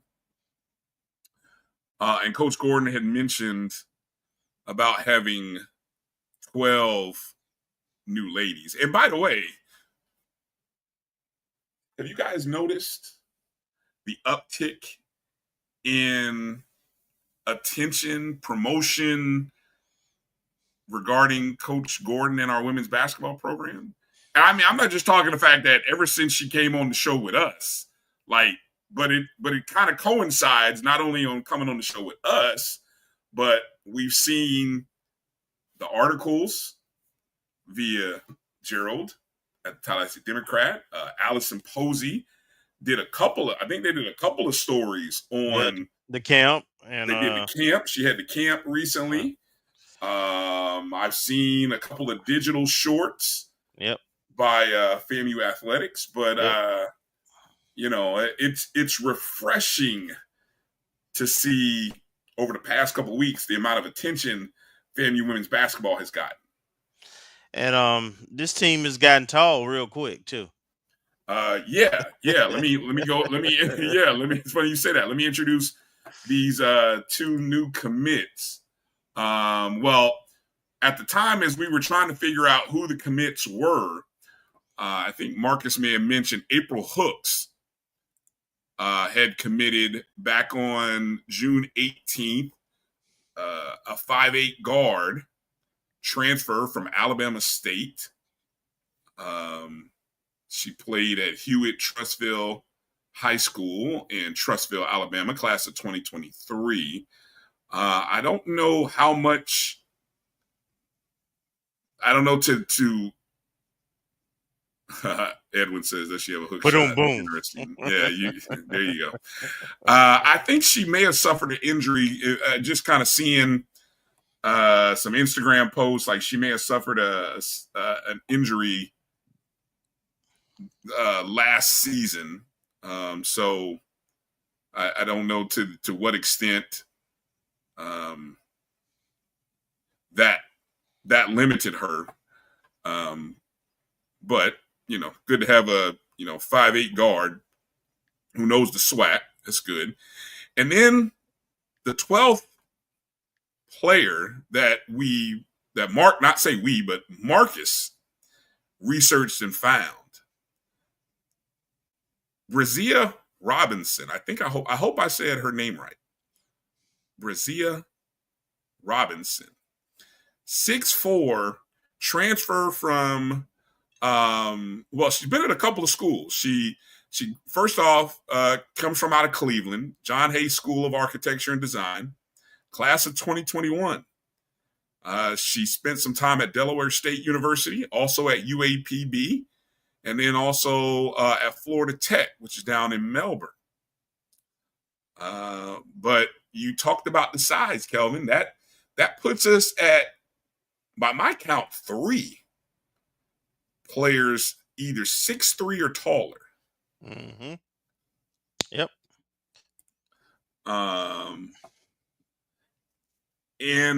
So let me see. I'm just gonna kind of, if I just go through the roster here, let me see if I can catch hold of this via Marcus's information here. Let me see. So we've got Brazia. April's a guard. Talian Payne. Or Thalen. Is it Thalen? Thalen. T-Pain? How about T-Pain? How about T-Pain for short? I mean, if that's not the nickname in Tallahassee, we're missing. Somebody's missing something. Yeah. I got to go with T-Pain. So we'll see how long that sticks. Let me see who else we got. Camille Jackson. I don't have her height dimensions. Jordan Body's a guard. Here we go. Here's a 6'3" right here. Zanaria Robinson, 6'3", transfer from TCC, or is it still TCC? It's Tallahassee State College now. Tallahassee State College. All right, there you go. Shania McCarthy. We talked to her. Here's M1, 6 foot. So that's another 6 foot guard. Shout out to anybody that's caught Liv's New Kids on the Block report. She did a nice report on Maya. So that was cool to see. And then, of course, we got freshman Cornelia Ellington, 5'10", Brooklyn Swan, Nia Rhodes, 5'7", Zayna Justice. There's another 6'3". So that's what now? 3?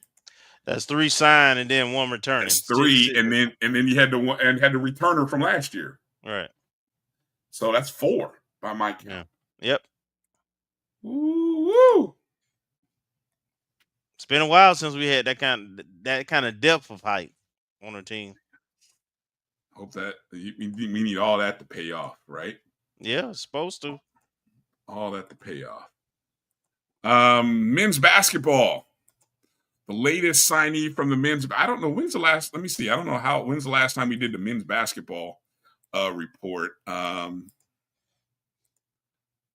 I believe the latest report. Jaquan Sanders. A 6'3" guard, transfer from Hofstra and Seton Hall, right out of the Bronx, New York.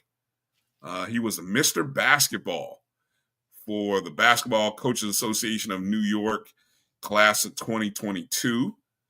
So that's pretty big. Former 3-star from 24/7, a 4-star on ESPN.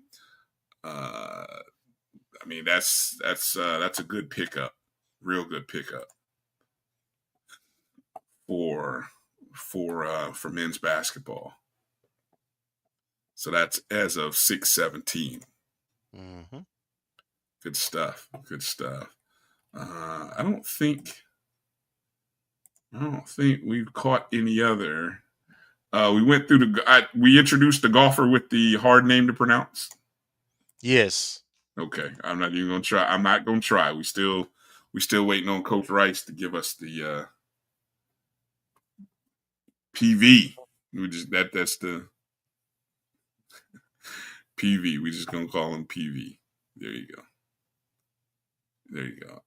What is it? Have I coached that kind of height? I don't know. I mean,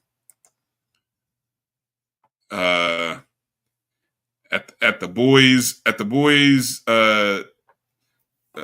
JV level, yeah. Doesn't mean nothing though at the upper level though.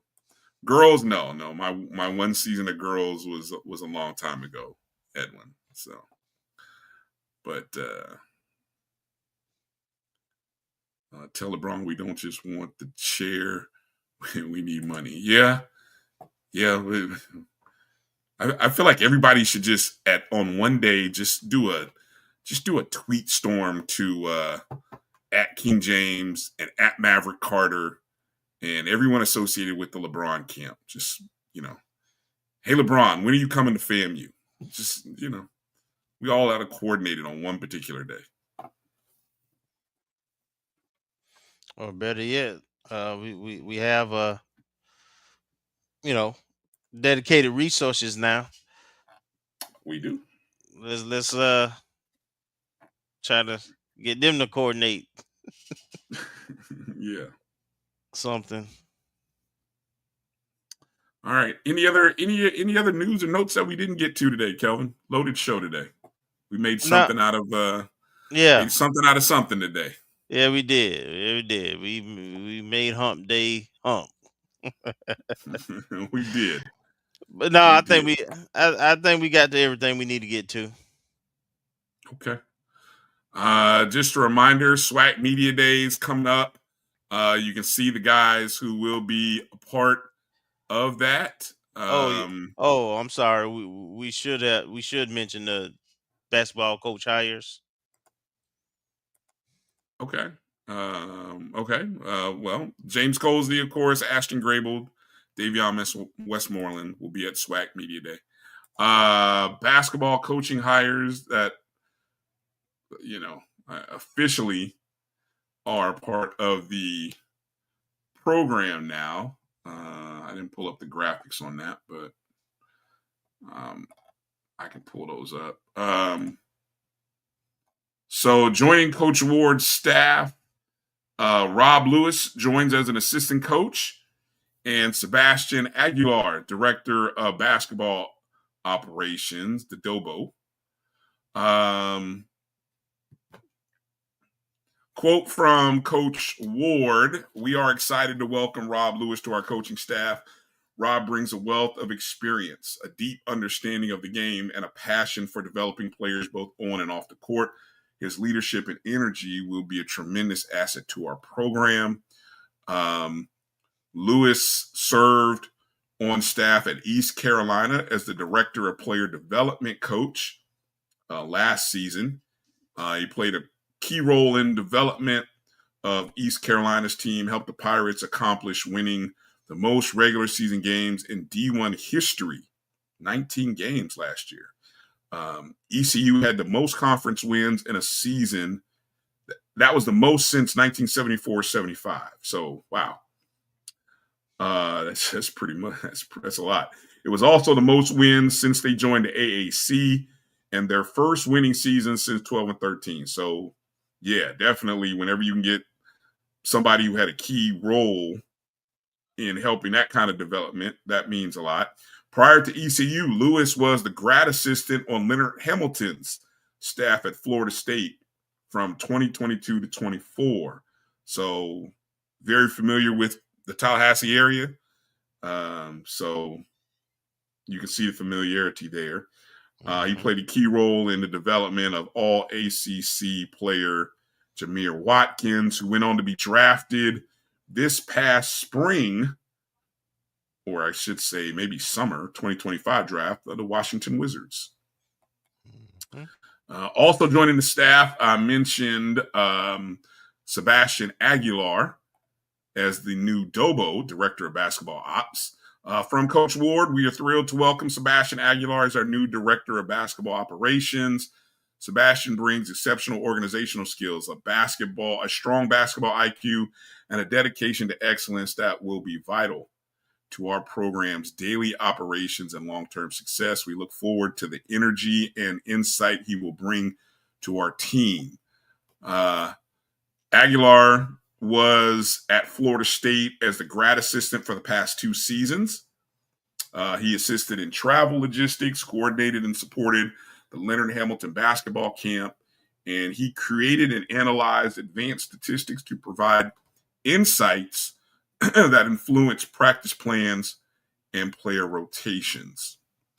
Prior to Florida State, he was a student manager at St. John's for 2 seasons there from 2021 to 23.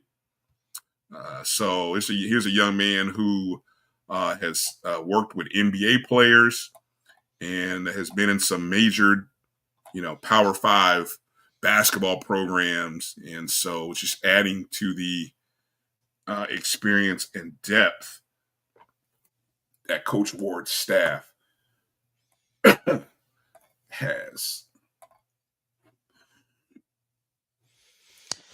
Yeah, I'm real excited about the fall season. I can't wait till some of the announcements start rolling out in terms of what schedules? Scheduling. Well, we've been blessed with the schedules already right here on this show. Well, not only the men and women's program. Well, we have. There's even bigger news. I feel like you see when you get like that, I can tell there's like there's some bigger news to come, and you're just trying to figure out how you want to say it. Yeah. I won't get in front of it. I love that. All right. All right, man. Well, let's get ready to put this show to bed. Yep. Again, want to remind everybody the third annual O&G Awards will be 2 weeks from today. Of course, next week is SWAC Media Day, next Wednesday. So I can't say that there will be an evening show next Wednesday night, but you will probably see maybe a replay of our coverage. But I do want to encourage everybody to make sure you're tuned in next Wednesday, 10 a.m. Central, 11 a.m. Eastern, for the Black College Sports Network's live coverage from Birmingham, Alabama, and the SWAC Football Media Day, where not only myself and Kelvin will be there, but other shows that are part of the Black College Sports Network. And as we close the show, Kelvin, I got to make mention, Kelvin, of the recognition that came to the Black College Sports Network via our BCSN Pod Zone, which I've been telling you guys, the Pod Zone, the BCSN Pod Zone, is the aggregate of all of the shows that appear on the network. Well, that aggregation has yielded us a recognition from Million Podcast as the best Black sports podcast. And if you go take a look at the list, there are some big time names in the journalism space that we are ahead of. So a tremendous honor to be recognized. And it just goes to show not only our show, but the other shows that make up the BCSN Pod Zone, to testament to all the work that everyone on the network has put in. And we are appreciative to everyone that took some time or takes time to download, listen, rate, review, share on Spotify, iHeartRadio, Amazon Music, Apple Podcasts, Google Podcasts, however and wherever you listen to the show. That's the BCSN Pod Zone. Do us a favor, if you haven't downloaded or subscribed, please do that. Help us to remain in that number one spot. Might even bring in some advertisers for us. So it's a pretty big deal. And so we're appreciative of the recognition and the honor. And with that said, last sponsor opportunity plug. If anybody would like to be a part of sponsoring the O&G Awards, give us a shout. Hit myself or Kelvin up, or hit us up on our social media handles at O&G StrikeZone, wherever and however you follow the show. Hit us up and let us know. Let us know. And there are some sponsorship opportunities of our awards. So thank you guys. Appreciate everybody for your support. Yes.